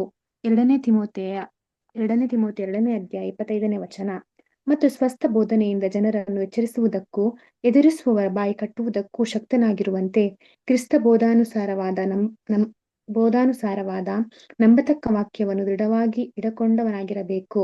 ತೀತನಿಗೆ 1:9 ಮತ್ತು ಆದ ಕಾರಣ ಅವರು ಯೆಹೂದ್ಯರ ಕಲ್ಪನಾ ಕಥೆಗಳಿಗೂ ಸತ್ಯಭ್ರಷ್ಟರಾದ ಮನುಷ್ಯರ ವಿಧಿಗಳಿಗೂ ಲಕ್ಷ್ಯ ಕೊಡದೆ ಕ್ರಿಸ್ತನ ಸಭೆಯಲ್ಲಿ ಸ್ವಸ್ಥಚಿತ್ತರಾಗುವಂತೆ ಅವರನ್ನು ಕಠಿಣವಾಗಿ ಖಂಡಿಸು. ತೀತನಿಗೆ 1:13-14 ಎನ್ನುವ ಮಾತುಗಳಿಗೆ ಸರಿಯಾಗಿಯೇ ಅದೇ. ಅದರಂತೆ ಪೇತ್ರನು ಸಹ ಎಚ್ಚರಿಸಿ ಹೇಳುವುದೇನೆಂದರೆ, ನಿಮ್ಮಲ್ಲಿರುವ ದೇವರ ಮಂದೆಯನ್ನು ಕಾಯಿರಿ, ಬಲಾತ್ಕಾರದಿಂದಲ್ಲ, ದೇವರ ಚಿತ್ತದ ಪ್ರಕಾರ ಇಷ್ಟಪೂರ್ವಕವಾಗಿಯೂ ನೀಚವಾದ ದ್ರವ್ಯಾಶೆಯಿಂದಲ್ಲ, ಸಿದ್ಧ ಮನಸ್ಸಿನಿಂದಲೂ ಮೇಲ್ವಿಚಾರಣೆ ಮಾಡಿರಿ. ದೇವರು ನಿಮ್ಮ ವಶದಲ್ಲಿರುವ ಸಭೆಗಳ ಮೇಲೆ ದೊರೆತನ ಮಾಡುವವರಂತೆ ನಡೆಯದೆ ಮಂದೆಗೆ ಮಾದರಿಯಾಗಿಯೇ ನಡೆದುಕೊಳ್ಳಿರಿ. 1 ಪೇತ್ರ 5:2-4 ಎಂಬುದಾಗಿ. Thank you sir. ನೋಡ್ರಿ, ಇಲ್ಲಿ ಈ ಪ್ಯಾರಾಗ್ರಾಫ್ ಅಲ್ಲಿ ಅಪೋಸ್ಟಲ್ ಪೌಲ್ದು ಆಮೇಲೆ ಅಪೋಸ್ಟಲ್ ಪೀಟರ್ದು ರೈಟಿಂಗ್ಸ್ ಎಷ್ಟೋ ವಾಕ್ಯಗಳನ್ನ ಏನ್ ಮಾಡ್ತಾರೆ, ಕೋಟ್ ಮಾಡ್ತಾರೆ. ಏನಂತಪ್ಪ ಕೋಟ್ ಮಾಡ್ತಾರೆ ಅಂತ ನೋಡ್ಬೇಕಾದ್ರೆ ಕರ್ತನಲ್ಲಿ ಪ್ರೀತಿ ಅಂತ ಸರೋಗಳೇ, ಅಲ್ಲಿ ಸಭೆಯಲ್ಲಿ ಸಭಾಧ್ಯಕ್ಷರುಗಳನ್ನ ದೇವರೇ ಮಾಡುತ್ತೆ ನೇಮಿಸಿದಾರಂತೆ. ಅದರ ಏನಕ್ಕೆ ನೇಮಿಸಿದ್ರು? ದೇವರು ಎಲ್ಲಾರ್ಗೂ ಇಂಡಿವಿಜುವಲ್ ಆಗಿ ದೇವರು ಡೈರೆಕ್ಟ್ ಆಗಿ ಟೀಚ್ ಮಾಡ್ತಾ ಇದ್ದಾರೆ. ದೇವರು ಸಭಾಧ್ಯಕ್ಷರುಗಳ ಏನಕ್ಕೆ ನೇಮಿಸ್ಬೇಕಾಗಿತ್ತು? ಅದು ಮಾತ್ರ ಅಲ್ಲ, ಎಷ್ಟೋ ನಿಯಮನ ಏನ್ ಮಾಡ್ತಾರೆ ಅಲ್ಲಿ ಕೊಡ್ತಾರೆ. ಅದರ ಹೆಂಗಿರ್ಬೇಕು ಸಭಾಧ್ಯಕ್ಷನ್ ಕೇಳಿದ್ರೆ ನೀವು ಏನ್ ಮಾಡ್ಬೇಕು ಸಭಾಧ್ಯಕ್ಷನ್ಗೆ ಅಂತಂದ್ಬಿಟ್ಟು ಅಲ್ವರ. ನೋಡಿ ಓದೋಣ ವಾಕ್ಯ ಅಂತೀನಿ. ಹಿಬ್ರಿಯರ್ ಬರೆದಂತ ಪತ್ರಿಕೆ 13ನೇ ಅಧ್ಯಾಯ 17ನೇ ವಾಕ್ಯ. Hebrews 13:17. ನಿಮ್ಮ Brother, ನಾನು ಸಭಾನಾಯಕರ ಮಾತನ್ನು ಕೇಳಿರಿ, ಅವರಿಗೆ ಅಧೀನರಾಗಿರಿ. ನೋಡ್ರ ಏನ್ ಹೇಳ್ತಾರೆ? ಫಸ್ಟ್ ನಿಮ್ಮ ಸಭಾಧ್ಯಕ್ಷನ ಮಾತನ್ನು ಕೇಳಿರಿ, ಅವ್ರಿಗೇನಾಗಿರಿ ನೀವು ಅಧೀನರಾಗಿರಿ ಅಂತ ಹೇಳ್ತಾರೆ. ಇವಾಗ ದೇವರು ಡೈರೆಕ್ಟ್ ಆಗಿ ಟೀಚ್ ಮಾಡಂಗಿದ್ರೆ ನಾವ್ಯಾಕೆ ಅವ್ರ ಮಾತು ಕೇಳಬೇಕು? ನಾವ್ಯಾಕೆ ಅವ್ರಿಗೆ ಅಧೀನರಾಗಿರ್ಬೇಕು? ಅಲ್ವರ. ಆಮೇಲೆ ನೋಡಿ ನೆಕ್ಸ್ಟ್ ಏನ್ ಹೇಳ್ತಾರೆ? ಅವರು ಲೆಕ್ಕ ಒಪ್ಪಿಸಬೇಕಾದವರಾಗಿ ನಿಮ್ಮ ಆತ್ಮಗಳನ್ನು ಕಾಯುವವರಾಗಿದ್ದಾರೆ. ಏನಂತೆ? ಅವ್ರು ಲೆಕ್ಕ ಒಪ್ಪಿಸ್ಬೇಕಂತ ದೇವ್ರಿಗೆ. ಅದರಿಂದ ನಿಮ್ಮ ಆತ್ಮಗಳೇನ್ರಿ ಅವರು ಕಾಯೋರಾಗಿದ್ದಾರೆ ಅಂತ ಹೇಳ್ತಾರೆ. ಅಲ್ವರ the guardian of your souls ಅಂತ ಏನ್ ಮಾಡ್ತಾರೆ ಹೇಳ್ತಾರೆ ಅಲ್ವರ. ಅಂದ್ರೆ ನೋಡ್ಬೇಕಾದ್ರೆ ಸಭಾಧ್ಯಕ್ಷಂಗೆ ಏನಾಗಿರಿ ನೀವು ಅಧೀನರಾಗಿರಿ. ಇವತ್ತೆಲ್ಲ ಬಂದ್ಬಿಟ್ಟು ಟೋಟಲ್ ಆಪೋಸಿಟ್ ರೀ. ಅದರ ಏನ್ರಿ ಜನ್ರೇಷನ್ ಚೇಂಜ್ ಆಗ್ಬಿಡುತ್ತೆ. ಅದರ ಇವತ್ತೆಲ್ಲ ಏನ್ ಮಾಡ್ತಾರೆ, ಎಂಟೈರ್ ಗ್ರೂಪ್ ಸೇರ್ಬಿಟ್ಟು ಏನ್ ಮಾಡೋದು, ಸಭಾಧ್ಯಕ್ಷ ಏನ್ ಮಾಡೋದು, ಕಂಟ್ರೋಲ್ ಮಾಡೋದು. ಏನ್ ಕಂಟ್ರೋಲ್ ಮಾಡೋದು? ಇವರೆಲ್ಲ ಮಾಡೋಂಥ ಪಾಪ ಕೃತ್ಯಗಳಿಗೆ ಅನುಸಾರವಾಗಿ ನಡ್ಕೊಂಡು ಈ ಪಾಪ ಕೃತ್ಯಗಳಿಗೆಲ್ಲ ಸಭಾಧ್ಯಕ್ಷನ ಏನ್ ಮಾಡ್ಬೇಕು? ಸೈ ಅನ್ಬೇಕು. ಸೈ ಅಂದ್ರೆ ಅವ್ನು ಒಳ್ಳೆ ಏನ್ರಿ ಸಭಾಧ್ಯಕ್ಷ. ಯಾಕೆ ಅಂತಂದ್ರೆ ಏನ್ರಿ ಅವಾಗ ಬೆದರಿಕೆ ಹಾಕೋದು, ಗದರ್ಸೋದು, ಅದರ ಇಂಡೈರೆಕ್ಟ್ ಆಗಿ ಏನ್ ಮಾಡೋದು ಇವೆಲ್ಲ ರಾಜಕೀಯ ಮಾಡ. ಹೆಂಗೆ ಅಂತಂದ್ರೆ ಇವಾಗ ನಮಗೆಲ್ಲ ಚೆನ್ನಾಗಿ ಗೊತ್ತು, ನಮ್ಮ ಸೆಂಟ್ರಲ್ ಅಲ್ಲಿ ಗೌರ್ಮೆಂಟ್ ಇದೆ. ಅದರ ಏನ್ ಮಾಡ್ತಾರೆ, ಆ ಗೌರ್ಮೆಂಟ್ ಮಾಡ್ತಾ ಇರೋದೆಲ್ಲ ಕರಪ್ಟ್ ಅಂತ ಎಷ್ಟೋ ಜನಗಳಿಗೆ ಮೆಜಾರಿಟಿ ಪೀಪಲ್ ಗೊತ್ತು. ಆದರೆ ಯಾರು ಏನು ಮಾಡೋಕ್ಕೋಲ್ಲ, ವಿರುದ್ಧವಾಗಿ ಮಾತಾಡ್ಕೋಲ್ಲ. ಯಾಕೆ ವಿರುದ್ಧವಾಗಿ ಮಾತಾಡೋದು? ಏನು ಮಾಡೋದು? ಅವ್ರ ಮೇಲೆ ಇ ಡಿ ರೇಟ್ಸ್ ಅಂತ ಹಾಕೋದು, ಇನ್ಕಮ್ ಟ್ಯಾಕ್ಸ್ ರೇಟ್ಸ್ ಅಂತ ಹಾಕೋದು, ಅದು ಇದು ಅಂತೆಲ್ಲ ಮಾಡ್ಬಿಟ್ಟು ಏನು ಮಾಡೋದು, ಕೇಸ್ ಹಾಕ್ಬಿಟ್ಟು ಅದು ಮಾಡೋದು, ಹೊಡೆತಲ್ಬಿಡೋದು. ಕೊನೆಗೆ ಏನು ಮಾಡೋದು, ಅದನ್ನ ಡಮ್ಮಿ ಪೀಸ್ ಮಾಡ್ಬಿಡೋದು. ಅದರ ಅವ್ರು ಮಾತಾಡೋದ ರೀತಿಲಿ ಇದನ್ನ ನೋಡ್ಕೊಂಡು ಮಿಗ್ದವರೆಲ್ಲ ಏನು ಮಾಡೋದು, ಭಯ ಪಡೋದು. ಓ ನಾವು ಮಾತಾಡೋದು ನಮ್ಗೇನು ಮಾಡ್ಬಿಡ್ತಾರೆ, ಇದೇ ಥರ ಮಾಡ್ಬಿಡ್ತಾರೆ ಅಂತ ಅಂದ್ಬಿಟ್ಟು. ಇದೇ ಥರ ಒಂದು ಕಾನ್ಸೆಪ್ಟು, ಇದೇ ಥರ ಒಂದು ಸ್ಪಿರಿಟ್ ಏನಾಗ್ಬಿಟ್ಟೈತೆ ಅಂತಂದರೆ ಇವತ್ತು ಸಭೆಳ್ಗೊಂಬಿಡೈತೆ. ಎಲ್ಲರೂ ಸೇರಿಬಿಟ್ಟು ಏನು ಮಾಡೋದು, ಸಭಾಧ್ಯಕ್ಷನ್ನ ಕಂಟ್ರೋಲ್ ಮಾಡೋಂಥ ಒಂದು ಸನ್ನಿವೇಶ. ಅದರ ಬ್ಯಾಡದಿರೋಂಥ ಒಂದು ಮೀಟಿಂಗನ್ನು ಮಾಡಿಕೊಂಡು ಡಿಸ್ಕಷನ್ ಮಾಡಿಕೊಂಡು ತನ್ನ ಅನಿಸಿಕೆಗಳನ್ನ ಹೇಳ್ಸ್ಕೊಂಡಾಗ ದೇವ್ರು ಏನಕ್ಕೆ ಸಭಾಧ್ಯಕ್ಷನ ನೇಮಿಸ್ಬೇಕಾಯ್ತು ಸಭೆಯಲ್ಲಿ ಅಲ್ವರ. ನೋಡಿ ಏನು ಹೇಳ್ತಾರೆ, ನೀವು ಸಭಾಧ್ಯಕ್ಷನ್ ಏನಾಗಿರಿ ನೀವು ಅಧೀನರಾಗಿರಿ ಅಲ್ವರ. ಆಮೇಲೆ ಏನು ಹೇಳ್ತಾರೆ, ಯಾಕಂದ್ರೆ ಅವರು ನಿಮ್ಮ ಆತ್ಮಗಳನ್ನೇನ್ರಿ ಕಾಯೋರಾಗಿದ್ದಾರೆ ಅಂತ ಹೇಳ್ತಾರೆ ಅಲ್ವರ. ಆಮೇಲೆ ಅವರು ದೇವ್ರಿಗೆ ಏನು ಕೊಡ್ಬೇಕು, ಲೆಕ್ಕವನ್ನು ಕೊಡ್ಬೇಕು ನೋಡ್ರಿ ಅಂತೀನಿ. ಅದರ ದೇವ್ರ ಲೆಕ್ಕ ಕೇಳಿದ್ರೆ ಬಿಟ್ಬಿಡ್ತಾರ? ಯೋಚನೆ ಮಾಡ್ರಿ ಅಂತೀನಿ. ಅದರ ಎಲ್ಲವನ್ನ ಏನು ಮಾಡ್ತಾರೆ ದೇವರು ಲೆಕ್ಕ ಕೇಳ್ತಾರೆ. ಕಾಯಿನ ಹತ್ರ ಏನು ಕೇಳಿದ್ರು, ಆ ಬಿಲ್ಲಿನ ಲೆಕ್ಕ ಏನು ಮಾಡಿದ್ರು, ಕೇಳಿದ್ರು ಅಲ್ವರ. ಏನ್ರಿ ಕಾಯಿನ ಏನು ಉತ್ತರ ಕೊಡ್ತಾರೆ, ನನಗೇನಂತ ಅವ್ನು ಕಟ್ಕೊಂಡ ಅಲ್ವರ. ನೋಡ್ಬೇಕು ಎಲ್ಲ ಒಂದು ದೇವರು ಒಂದು ಮಕ್ಳುಗಳಿಗೆ ದೇವ್ರೇ ಮಾಡಿದ ಲೆಕ್ಕ ಕೇಳ್ತಾರಂತೆ. ಆಮೇಲೆ ನೋಡಿ ಅಂತೀನಿ, ಇದನ್ನ ಹೆಂಗ್ ಮಾಡ್ಬೇಕಂತೆ, ಕಂಟಿನ್ಯೂ ಮಾಡಿ ಹಂಗೆ. ಅವರು ವ್ಯಸನ ಪಡದೆ ಸಂತೋಷದಿಂದ ಇದನ್ನು ಮಾಡುವಂತೆ ನೋಡಿರಿ. ಅವರು ವ್ಯಸನದಿಂದಿರುವುದು ನಿಮಗೆ ಪ್ರಯೋಜನಕರವಾದದ್ದಲ್ಲ. ಅವರು ಇನ್ನ ಮನಸ್ಪೂರ್ವಕವಾಗಿ ಇಷ್ಟ ಬಂದಂಥ ರೀತಿಯಲ್ಲಿ ಸಂತೋಷವಾಗಿ ಮಾಡುವಂತೆ ನೀವು ಅವ್ರಿಗೆ ಏನಾಗಿರ್ಬೇಕಂತೆ, ಪ್ರೋತ್ಸಾಹ ಪಡಿಸೋರಾಗಿರ್ಬೇಕಂತೆ. ಅವ್ರ ಜೊತೆಗೆ ಏನಾಗ್ಬೇಕಂತೆ, ಬಲಕ್ಕೆ ಬಲವಾಗಿ ನಿಂತಿರೋರಾಗಿರ್ಬೇಕಂತೆ. ಅದರ ಆದ್ಬಿಟ್ಟು ದುಃಖ ಪಡಿಸೋ ರೀತಿಯಲ್ಲಿ ಹಿಂಸೆ ಕೊಡೋ ಥರ ಮೈಂಡ್ ಡಿಸ್ಟರ್ಬ್ ಆಗೋ ಥರ ಮಾಡ್ದಂತಂದ್ರೆ ಇದು ತಮ್ಮ ಆತ್ಮಿಕ ಜೀವನಕ್ಕೆ, ಯಾರೋ ಸಭೆಯ ಆತ್ಮಿಕ ಜೀವನಕ್ಕೆ ಪ್ರಯೋಜನ ಆಗಿರಲ್ಲಂತೆ. ಬ್ಯಾಬಿಲೋನ್ನಲ್ಲಿ ಇರೋದೇ ಹಿಂಗೆ ರೀ ಕಾನ್ಸೆಪ್ಟು. ಅವರ ಬ್ಯಾಬಿಲೋನ್ ಹೆಂಗೆ ಗೊತ್ತಾ ಮಾಡ್ತಾರೆ, CSL ಎಲ್ಲ ಬಂದ್ಬಿಟ್ಟು ಎಲೆಕ್ಷನ್ ಮಾಡ್ತಾರೆ. ಆ ಎಲೆಕ್ಷನಲ್ಲಿ ದೊಡ್ಡ ದೊಡ್ಡ ಗಲಾಟೆಗಳೇ ಆಗ್ಬಿಡ್ತಾರೆ ಅಂತೀನಿ ಅಲ್ವರ. ಏನಂದ್ರೆ ಆ ಪದವಿಗಾಗಿ ಗೌರವಕ್ಕಾಗಿ ಏನ್ರಿ ಅಲ್ಲಿ ಹೋರಾಟ. ಕೊನೆಗೆ ಏನಾಗ್ಬಿಡ್ತಾರೆ ಅಂತಂದ್ರೆ ಸಭೆಯಲ್ಲಿರೋಂಥ ಎಲ್ಲ ಮಕ್ಳುಗಳು ಡಮ್ಮಿ ಪೀಸ್ನ ಏನು ಮಾಡ್ತಾರೆ, ಕ್ಯಾಂಡಿಡೇಟ್ನ ನೇಮಿಸಿರ್ತಾರೆ. ಅಂದ್ರೆ ಅವ್ರು ಯಾರು ಸಭಾಧ್ಯಕ್ಷ ಅಂದ್ಬಿಟ್ಟಲ್ರ. ಸುಮ್ಮನೆ ಅವರು ಏನಂತಂದ್ರೆ ಇವರೆಲ್ಲ ಅವ್ರಿಗೆ ಓಟ್ ಹಾಕಿರೋದ್ರಿಂದ ಇವರು ಧೈರ್ಯವಾಗಿ ಮಾತಾಡೋಕ್ಕೂ ಕೂಡ ಆಗಲ್ಲ. ಯಾಕೆ ಅಂತಂದ್ರೆ ಎಲ್ಲ ಇವ್ರಿಗೆ ಫೇವ್ರಿಟಿಸಮ್ ಬೇಕಲ್ವಾ, ಇವರು ಬೆಂಬಲ ಬೇಕಲ್ವಾ. ಅದಕ್ಕೆ ಏನು ಮಾಡೋದು ಏನ್ರಿ, ಸುಮ್ಮನೆ ಸ್ಲೈಟಾಗಿ ಪಾಲಿಶ್ ವರ್ಡ್ಸಿನ ಸ್ಮೂತಾಗಿ ಮಾಡ್ಬಿಡೋದು, ಮಾತಾಡ್ಬಿಟ್ಟು ಹೋಗ್ಬಿಡೋದು. ಯಾಕೆ ಕಠಿಣವಾಗಿ ಮಾತಾಡಿದ್ರೆ, ಕಠಿಣವಾಗಿರೋಂಥ ಉಪದೇಶಗಳಾಯ್ತು ಅಂದರೆ ಜನಗಳೇನು ಮಾಡಲ್ಲ, ಅವ್ರನ್ನ ಮಾತುಗಳನ್ನ ಕೇಳಲ್ಲ, ಫೇವ್ರಿಟಿಸಮ್ ಕೊಡಲ್ಲ, ಮುಂದಿನ ವರ್ಷ ಅವ್ರು ಬರೋದಿಲ್ಲ. ಅದಕ್ಕೆ ಸಭೆನ ಹೆಂಗ್ ಬ್ಯಾಲೆನ್ಸ್ ಮಾಡೋದು ಅಂತಂದ್ರೆ, ಇವರೆಲ್ಲ ಹೆಂಗ್ ಬ್ಯಾಲೆನ್ಸ್ ಮಾಡ್ತಾರೆ ಅಂತಂದ್ರೆ ಏನ್ರಿ, ಅಲ್ಲಿ ಕಾಟಾಚಾರಕ್ಕೆ ಮಾತಾಡಂಗೂ ಇರಬೇಕು, ಅದು ಯಾರಿಗೂ ಪ್ರಯೋಜನ ಆಗ್ಬಾರ್ದು. ಆದ್ರೂ ಕೂಡ ಹೆಂಗಿರ್ಬೇಕು, ಏನೋ ದೇವ್ರ ವಾಕ್ಯ ಹೇಳ್ದಂಗೆ ಇರಬೇಕು. ಜನಗಳಿಗೂ ಅದೇ ಬೇಕ್ರಿ. ಜನಗಳಿಗೆ ಏನು ಬೇಕೋ? ತೀಟೆ ಕಿವಿ ಉಳ್ಳವರು ಬೇಕು. ನೋಡಿ ವಾಕ್ಯ ತುಂಬಾ ಚೆನ್ನಾಗಿದೆ. ಅದರಲ್ಲೇ ಓದೋಣ ನೋಡ್ತೀನಿ. Hebrews 13:7 ಓದ್ತೀನಿ. Hebrews 13:7 ನೋಡ್ರಿ. ನಿಮಗೆ ದೇವರು ವಾಕ್ಯವನ್ನು ತಿಳಿಸಿದ ನಿಮ್ಮ ಸಭಾನಾಯಕರನ್ನು ಜ್ಞಾಪಕ ಮಾಡಿಕೊಳ್ಳಿರಿ. ನೋಡ್ರ, ಸಭಾ ನಾಯಕರು ನಿಮ್ಗೆ ಯಾರು ಮೂಲ ಪಾಠ ಹೇಳ್ಕೊಟ್ರೋ ಸಭಾ ನಾಯಕರಿಗೆ ಏನು ಮಾಡಿ ನೀವು ಜ್ಞಾಪಿಸಿಕೊಳ್ಳಿರಿ. ಆಮೇಲೆ ಅವರು ಯಾವ ರೀತಿಯಿಂದ ನಡೆದುಕೊಂಡು ಪ್ರಾಣ ಬಿಟ್ಟರೆಂಬುದನ್ನು ಆಲೋಚಿಸಿರಿ. ಏನ್ರಿ, ಯಾವ ತರ ನಡ್ಕೊಂಡ್ರು, ಯಾವ ತರ ಪ್ರಾಣ ಬಿಟ್ರು ಅಂತ ಏನ್ ಮಾಡ್ರಿ ನೀವು ಆಲೋಚಿಸ್ರಿ. ಇಂಥ ಸ್ಯಾಕ್ರಿಫೈಸ್ ಮಾಡೋಂಥ ಸಹೋದರಿಗಳಿದ್ರೆ ಅವ್ರು ನೋಡಿ ಅವ್ರನ್ನ ರೋಲ್ ಮಾಡ್ಲಾಗಿ ಇಟ್ಕೊಳ್ಳಿ ಅಂತ ಹೇಳ್ತಾರೆ. ನೋಡ್ತೀನಿ ಇಂಥ ಸಭಾಧ್ಯಕ್ಷರು ಏನ್ರಿ ಸಭೆಯಲ್ಲಿ ಇರ್ಬೇಕಾಗಿರಂತದ್ರಿ. ಅದ್ರ ನೋಡಿ ಇನ್ನೊಂದು ವಾಕ್ಯ ಓದೋಣ. ಇಲ್ಲಪ್ಪ ಅಂತಂದ್ರೆ 1 ಪೇತ್ರ 5ನೇ ಅಧ್ಯಾಯ ಮೋಹನ್ ಬದರ್ ಓದಿ. 1 Peter 5th chapter. 1 ಪೇತ್ರ 5ನೇ ಅಧ್ಯಾಯ 2-4.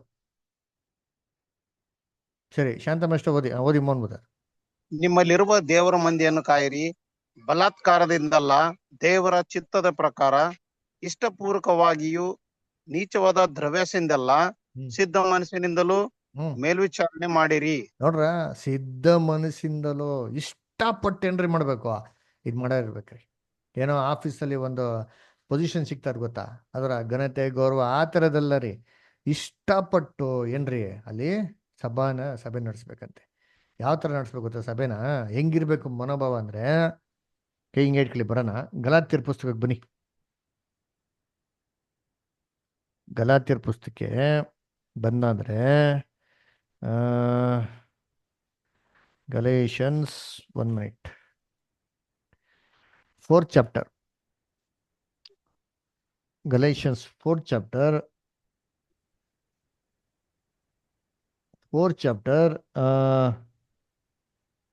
18 and 19. ನಾನು ನಿಮ್ಮ ಸಂಗಡ ಇರುವಾಗ 16 ಮಾತ್ರವಲ್ಲ. ಒಂದು ನಿಮಿಷ. 16 ಗಲೇಷನ್ಸ್ 4th chapter 16 ಇಂದ ಓದಿ. ಹೀಗಿರಲಾಗಿ ನಾನು ನಿಮಗೆ ಸತ್ಯವನ್ನು ಹೇಳುವುದರಿಂದ ನಿಮಗೆ ಶತ್ರುವಾಗಿದ್ದೇನೋ? ಅವರು ನಿಮ್ಮನ್ನು ಮೆಚ್ಚಿಸುವುದಕ್ಕೆ ಆಸಕ್ತರಾಗಿದ್ದಾರೆ, ಆದರೆ ಒಳ್ಳೆಯ ಅಭಿಪ್ರಾಯದಿಂದ ಅಲ್ಲ. ಹೌದು, ನೀವು ತಮ್ಮನ್ನೇ ಮೆಚ್ಚಿಸುವರಾಗಬೇಕೆಂದು ನಿಮ್ಮನ್ನು ಆಗಲಿಸುವುದಕ್ಕೆ ಅಪೇಕ್ಷಿಸುತ್ತಾರೆ. ನೋಡ್ರ, ನಾನು ಅಪೊಸ್ತಲ ಪೌಲ್ ಏನ್ ಹೇಳ್ತಾರೆ? ಏನ್ ಹೆಂಗಿದ್ರಂತ ಅಪೊಸ್ತಲ ಪೌಲು? ಸತ್ಯ ಹೇಳ್ಕೊಟ್ಟಿರೋದ್ರಿಂದ ಏನಾದ್ರಂತೆ ಅಪೊಸ್ತಲ ಪೌಲು? ಶತ್ರು ಆದ್ರಂತೆ. ಯಾಕೆ ಶತ್ರುಗಳಾಗ್ತಾರೆ? ಯಾಕೆಂದ್ರೆ ಏನ್ರಿ ಕಠಿಣವಾಗಿರೋಂಥ ಒಂದು ಉಪದೇಶ ಅಥವಾ ಏನ್ರಿ ಏನಾರ ಒಂದು ತಪ್ಪುಗಳಾಗಿರೋಂಥ ಸಂದರ್ಭದಲ್ಲಿ ಅಪೊಸ್ತಲ ಪೌಲ್ ಏನ್ರಿ ಮಾಡೋರು? ಡೈರೆಕ್ಟ್ ಆಗಿ ರಿಬ್ಯೂಕ್ ಮಾಡೋರು ಅಂತೀನಿ. ಇಲ್ಲಿ ಹೇಳ್ಬೇಕಾರೆ ಯಾರ ಬಗ್ಗೆ ಹೇಳೋದು ಗೊತ್ತಾ? ಅಪೊಸ್ತಲ ಪೌಲು ಯಾರನ್ನ ಬಿಟ್ಟಿಲ್ಲ, ಯಾರಿಗೆ ರಿಬ್ಯೂಕ್ ಮಾಡಿದ್ರು, ಯಾರನ್ನ ಕರೆಕ್ಷನ್ ಮಾಡಿದ್ರು ಗೊತ್ತಾ? ಅಪೊಸ್ತಲ ಪೌಲು ಯಾರನ್ನ ತಿದ್ದಿದ್ರು ಸಭೆಯಲ್ಲಿ ಗೊತ್ತಾ? ನೋಡ್ರ, ಪೇತ್ರನೇ ತಿದ್ದಿದ್ರು ಅಂತೆ. ಪೇತ್ರನ ತಿದ್ದಬೇಕಾದ್ರೆ ಪೇತ್ರ ಏನ್ ಮಾಡೋದನ್ನ ಅಕ್ಸೆಪ್ಟ್ ಮಾಡಿದ್ರು ನೋಡಿತೀನಿ. ಅದಕ್ಕೆ ನೋಡ್ಬೇಕಾದ್ರೆ ಅಪೊಸ್ತಲ ಪೌಲ್ ಹೇಳ್ತಾರೆ ಸತ್ಯ ಹೇಳ್ಕೊಡೋದ ನಮ್ಗೆ ಶತ್ರು ಅದನ್ನ. ನೆಕ್ಸ್ಟ್ ಆಮೇಲೆ ಕಂಟಿನ್ಯೂ ಮಾಡಿದ್ದೀನಿ. ನೆಕ್ಸ್ಟ್ ಏನಕ್ಕೆ ಇದನ್ನೆಲ್ಲ ಮಾಡ್ತಾರೆ? ನಾನು ನಿಮ್ಮ ಸಂಗಡ ಇರುವಾಗ ಮಾತ್ರವಲ್ಲದೆ ಯಾವಾಗಲೂ ಒಳ್ಳೆ ವಿಷಯದಲ್ಲಿ ನೀವು ಆಸಕ್ತರಾಗಿರುವುದು ಒಳ್ಳೆಯದು. ನನ್ನ ಚಿಕ್ಕ ಮಕ್ಕಳೇ, ಕ್ರಿಸ್ತನ ಸಾರೂಪ್ಯವು ನಿಮ್ಮಲ್ಲಿ ಉಂಟಾಗುವ ತನಕ ನಿಮಗೋಸ್ಕರ ತಿರುಗಿ ಪ್ರಸವ ವೇದನೆ ಪಡುತ್ತೇನೆ. ನೋಡ್ರ, ಅಪೊಸ್ತಲ ಪೌಲ್ ಏನ್ ಹೇಳ್ತಾರೆ? ಈ ತರ ಆಸಕ್ತಿ ಇರೋದು ಒಳ್ಳೇದು. ಇದಕ್ಕಾಗೆ ಏನ್ರಿ ಎಷ್ಟು ಕಷ್ಟಪಡ್ತೀನಿ ಅಂದ್ರೆ, ಒಂದು ಸ್ತ್ರೀ ಬಂದ್ಬಿಟ್ಟು ಪ್ರಸವ ವೇದನೆ ಪಡಲ್ವಾ? ಯಾರ ಮಗು ಆರೋಗ್ಯ ಹುಟ್ಟಬೇಕು, ಅದಕ್ಕೇನೆಲ್ಲ ಪ್ರಯಾಸ ಬೇಕು, ಅಷ್ಟೆಲ್ಲ ಎಫರ್ಟ್ಸ್ ಆಗ್ತಾರೋ ಆ ಥರ ಜೆಲಸ್ ಆಗಿ ಅಪೊಸ್ತಲ ಪೌಲ್ ಇರ್ತಾರೆ. ಇದು ಒಳ್ಳೆ ಸಭಾಧ್ಯಕ್ಷನ ಕ್ಯಾರೆಕ್ಟರ್. ಈ ತರ ಏನಾಗಬೇಕು? ಸಭಾಧ್ಯಕ್ಷ ನಿಂತಿ ಸಭೆನೇ ಮಾಡ್ಬೇಕು, ನಡೆಸ್ಬೇಕಂತ. ಇವಾಗ ಬನ್ನಿ ಪೇತ್ರಗೆ ಎಲ್ರಿ. 1 ಪೇತ್ರ 5ನೇ ಅಧ್ಯಾಯಕ್ಕೆ ಬಂದ್ರೆ ಏನ್ರಿ ಹಣದಾಸೆಗಲ್ಲ ಸಿದ್ಧ ಮನಸ್ಸಿಂದ. ಅದರ ಏನ್ರಿ ಹಣದಾಸೆ ಹೋಗ್ತಾ ಎಲ್ಲ ಪಾಸ್ಟ್ಗಳೆಲ್ಲ ಏನ್ ಮಾಡ್ತಾರೆ? ಎಲ್ಲ ಬರೀ ದುಡ್ಡೇ. ಅದರ ದುಡ್ಡು ಕೊಟ್ಟವನಿಗೆ ಏನ್ರಿ ಫೇವ್ರೇಟಿಸಮ್. ಯಾರೋ ಒಬ್ಬ ದುಡ್ಡು ಕೊಟ್ಬಿಟ್ಟು 1 ಲಕ್ಷ 2 ಲಕ್ಷ ದುಡ್ಡು ಕೊಟ್ಬಿಟ್ಟು ಅಂತಂದ್ರೆ ಅವ್ರು ತಪ್ಪು ಮಾಡೋ ಕೂಡ ಸಭೆಯಲ್ಲಿ ಮಾಡೋದಿಲ್ಲ.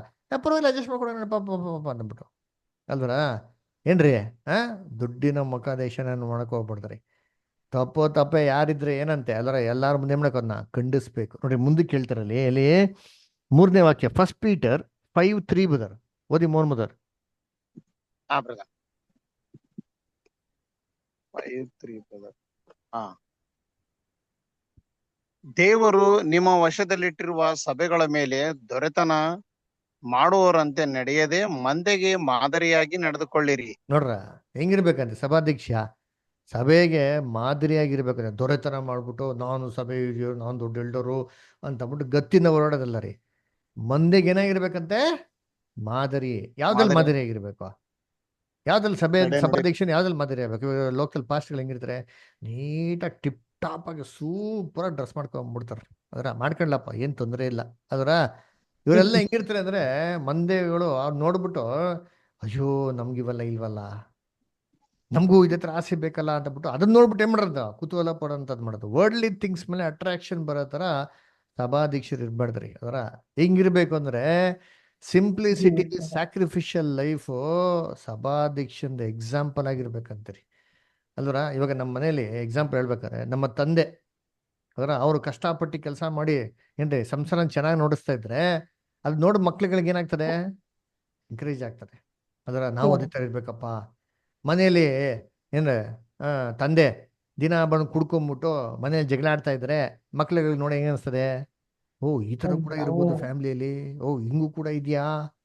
ಬೇರೆಯವ್ರ ಸಂಸಾರ ಕಂಪೇರ್ ಮಾಡಿದ್ರೆ ಅವಾಗ ಏನಾಗೋದು, ಓ ಇದು ಮೋಸವಾದದ್ದು ಗೊತ್ತಾಗೋದು. ಹಂಗೇನು ಇಲ್ಲ ಅಂತಂದ್ರೆ ಏನಾಗ್ತದೆ, ಓ ಈ ತರ ಕೂಡ ಇರ್ಬೋದಲ್ವಾ ಅಂತ ಅಂದ್ಬಿಟ್ಟಾಗ್ತಾರೆ. ಅದರ ಅದಕ್ಕೆ ಸಭಾಧ್ಯಕ್ಷನ ಒಂದು ಒಳ್ಳೆ ರೋಲ್ ಮಾಡೆಲ್ ಆಗಿರೋದು ವೆರಿ ಇಂಪಾರ್ಟೆಂಟ್ ರೀ. ಅದರ ಸಭಾಧ್ಯಕ್ಷನ ಜೀವಿತದಲ್ಲಿ ಕ್ರಿಸ್ತನಿದ್ರಲ್ಲ ಶಿರಸ್ಸು ಹೆಂಗಿದ್ರೆ ಅಂತೆ ಅವ್ರ ಲೈಫು, ಯೇಸು ಕ್ರಿಸ್ತನ ಜೀವಿತ ಹೆಂಗಿತ್ತಂತೆ, ದೇವ್ರಿಗೆ ಸುಗಂಧ ವಾಸನೆಯಾಗಿರೋಂಥ ಯಜ್ಞದ ತರ ಇತ್ತಂತೆ. ಅವ್ರು ಮಾಡಿರೋ ತೆಗೆಗಳು ದೇವ್ರಿಗೆ ಇಷ್ಟವಾದಂಥ ಒಂದು ಸುಗಂಧ ವಾಸನೆ ರೀ.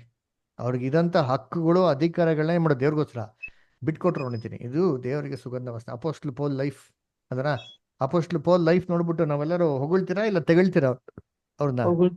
ಹೊಗಳ್ತೀರಿ. ಯಾಕೆ ಹೇಳಿ, ಆ ಲೈಫ್ ಏನಾಗಿದೆ ಹಾಗೆ ಅಂದ್ಬಿಟ್ಟು. ಈ ತರ ಒಳ್ಳೆ ಸಭಾಧ್ಯಕ್ಷ ಇರ್ಬೇಕಂತ ನೋಡಿದ್ದೀನಿ. ಆಮೇಲೆ ನೋಡಿತೀನಿ ಎಲ್ಲಿ ತಿಮೋತಿ ಬಂದಿದ್ದೀನಿ, 1ನೇ ತಿಮೋತಿ ಏನ್ರಿ 3ನೇ ಅಧ್ಯಾಯ 2ನೇ ವಾಕ್ಯ ಓದ್ನಿತೀನಿ. 1ನೇ ತಿಮೋತಿ 3:2.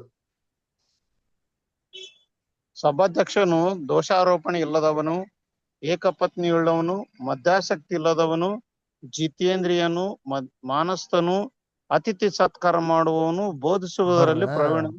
ಬೋಧಿಸೋದ್ರಲ್ಲಿ ಹೆಂಗಿರ್ಬೇಕಂತೆ, ಪ್ರವೀಣ ಅಲ್ವರ. ಉಪದೇಶ ಮಾಡೋದ್ರಲ್ಲಿ ಸಭಾಧ್ಯಕ್ಷನ ಹೆಂಗಿರ್ಬೇಕಂತಪ್ಪ ಏನ್ರಿ, ಕಟ್ನಿಟ್ಟಾಗೆ ಕ್ಲಿಯರ್ ಆಗಿರ್ಬೇಕು. ವೆರಿ ಕ್ಲಾರಿಟಿಯಿಂದ ಏನ್ ಮಾಡ್ಬೇಕು, ಟೀಚ್ ಮಾಡೋರಾಗಿರ್ಬೇಕು ಅಲ್ವರ. ಅದಕ್ಕೆ ನಮ್ಮ ಬ್ರದರ್ ಹೇಳ್ತಾರೆ, ಏನ್ ಹೇಳ್ತಾರೆ ಅಂದ್ರೆ, who is the best teacher ಅಂತಂದ್ರೆ, ಒಂದು ಬ್ಲೈಂಡ್ ಮ್ಯಾನ್ಗೆ ರೋಸ್ ಬಗ್ಗೆ ಡಿಸ್ಕ್ರಿಪ್ಷನ್ ಕೊಟ್ಟವಾಗ ಅದು ಹೇಗಿರ್ಬೇಕು ಅಂದ್ರೆ, ಅವನು ಕುರುಡನ್ಗೂ ಕೂಡ ಮನಸ್ಸಲ್ಲಿ ಚಿತ್ರೀಕರಣ ಏನಾಗಬೇಕಂತ ಹಂಗೆ ಅವ್ನು ರೂಪಿಸ್ಕೊಬೇಕಂತೀರಿ. ಆ ಥರ ಕ್ಲಿಯರ್ ಕಟ್ಟಾಗಿ ಏನಾಗಿರ್ಬೇಕಂತೆ ಮೆಸೇಜ್ ಡೆಲಿವರ್ ಆಗ್ಬೇಕಂತೀರಿ. Should be very apt, very sharp, very clear, ಅರ್ಥ ಆಗೋ ಥರ ಇರಬೇಕು ಅಂತ ಹೇಳ್ತಾರೆ. Message should reach out. ಕೊರಿಂತಲ್ಲಿ ಹೇಳ್ತಾರಲ್ಲ, ತುತ್ತೂರಿ ಏನ್ರಿ ಸರಿಯಾದ ಧ್ವನಿ ಕೊಡ್ದಿರಿದ್ರೆ ಯುದ್ಧಕ್ಕೆ ಹೋಗೋರು ಹೇಗೆ ಸಿದ್ಧ ಮಾಡ್ಕೊಳಕ್ ಸಾಧ್ಯ? ಅಪೋಸ್ಟ್ಲ್ ಪೌಲ್ ಏನ್ ಹೇಳ್ತಾರೆ, ನಾನು ಅರ್ಥ ಆಗದ ರೀತಿಲಿ 5,000 ಮಾತುಗಳು ಮಾತಾಡೋದಕ್ಕಿಂತ ಅರ್ಥ ಆಗಂಥದ್ದು 5 ಮಾತು ಮಾತಾಡ್ತೀನಿ ಅಂತ ಅವರ. ಅದಕ್ಕೆ ಏನ್ರಿ ಲಾಂಗ್ ಡ್ರ್ಯಾಗ್ ಮಾಡಿ ಮಾತಾಡೋದಲ್ಲ ಅವರ. ಏನ್ರಿ ಎಷ್ಟು ಬೇಕೋ ಅಷ್ಟನ್ನ ಸರಳವಾಗಿ ಅರ್ಥ ಆಗೋ ಥರ ಜನಗಳಿಗೆ ರೀಚ್ ಆಗೋ ಥರ ಮಾತಾಡೋದು very very important. This is up to teach ಅವರ.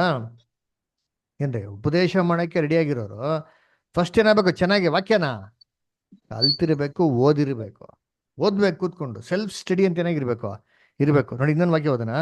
ಎಲ್ಲಪ್ಪ ಅಂದ್ರೆ ಈ ಸ್ಟಡಿಯಲ್ಲಿ ಇನ್ನೊಂದು ಮೆಥಡ್ ಇದೆ ನೋಡಿತೀನಿ ಈ ಟೀಚಿಂಗ್ ಅಲ್ಲಿ. 2 ತಿಮೋತಿ 2nd ಚಾಪ್ಟರ್ 24-23 ಇಂದ ಓದಿ. 23, 24, 25 ಓದ್ರಿ.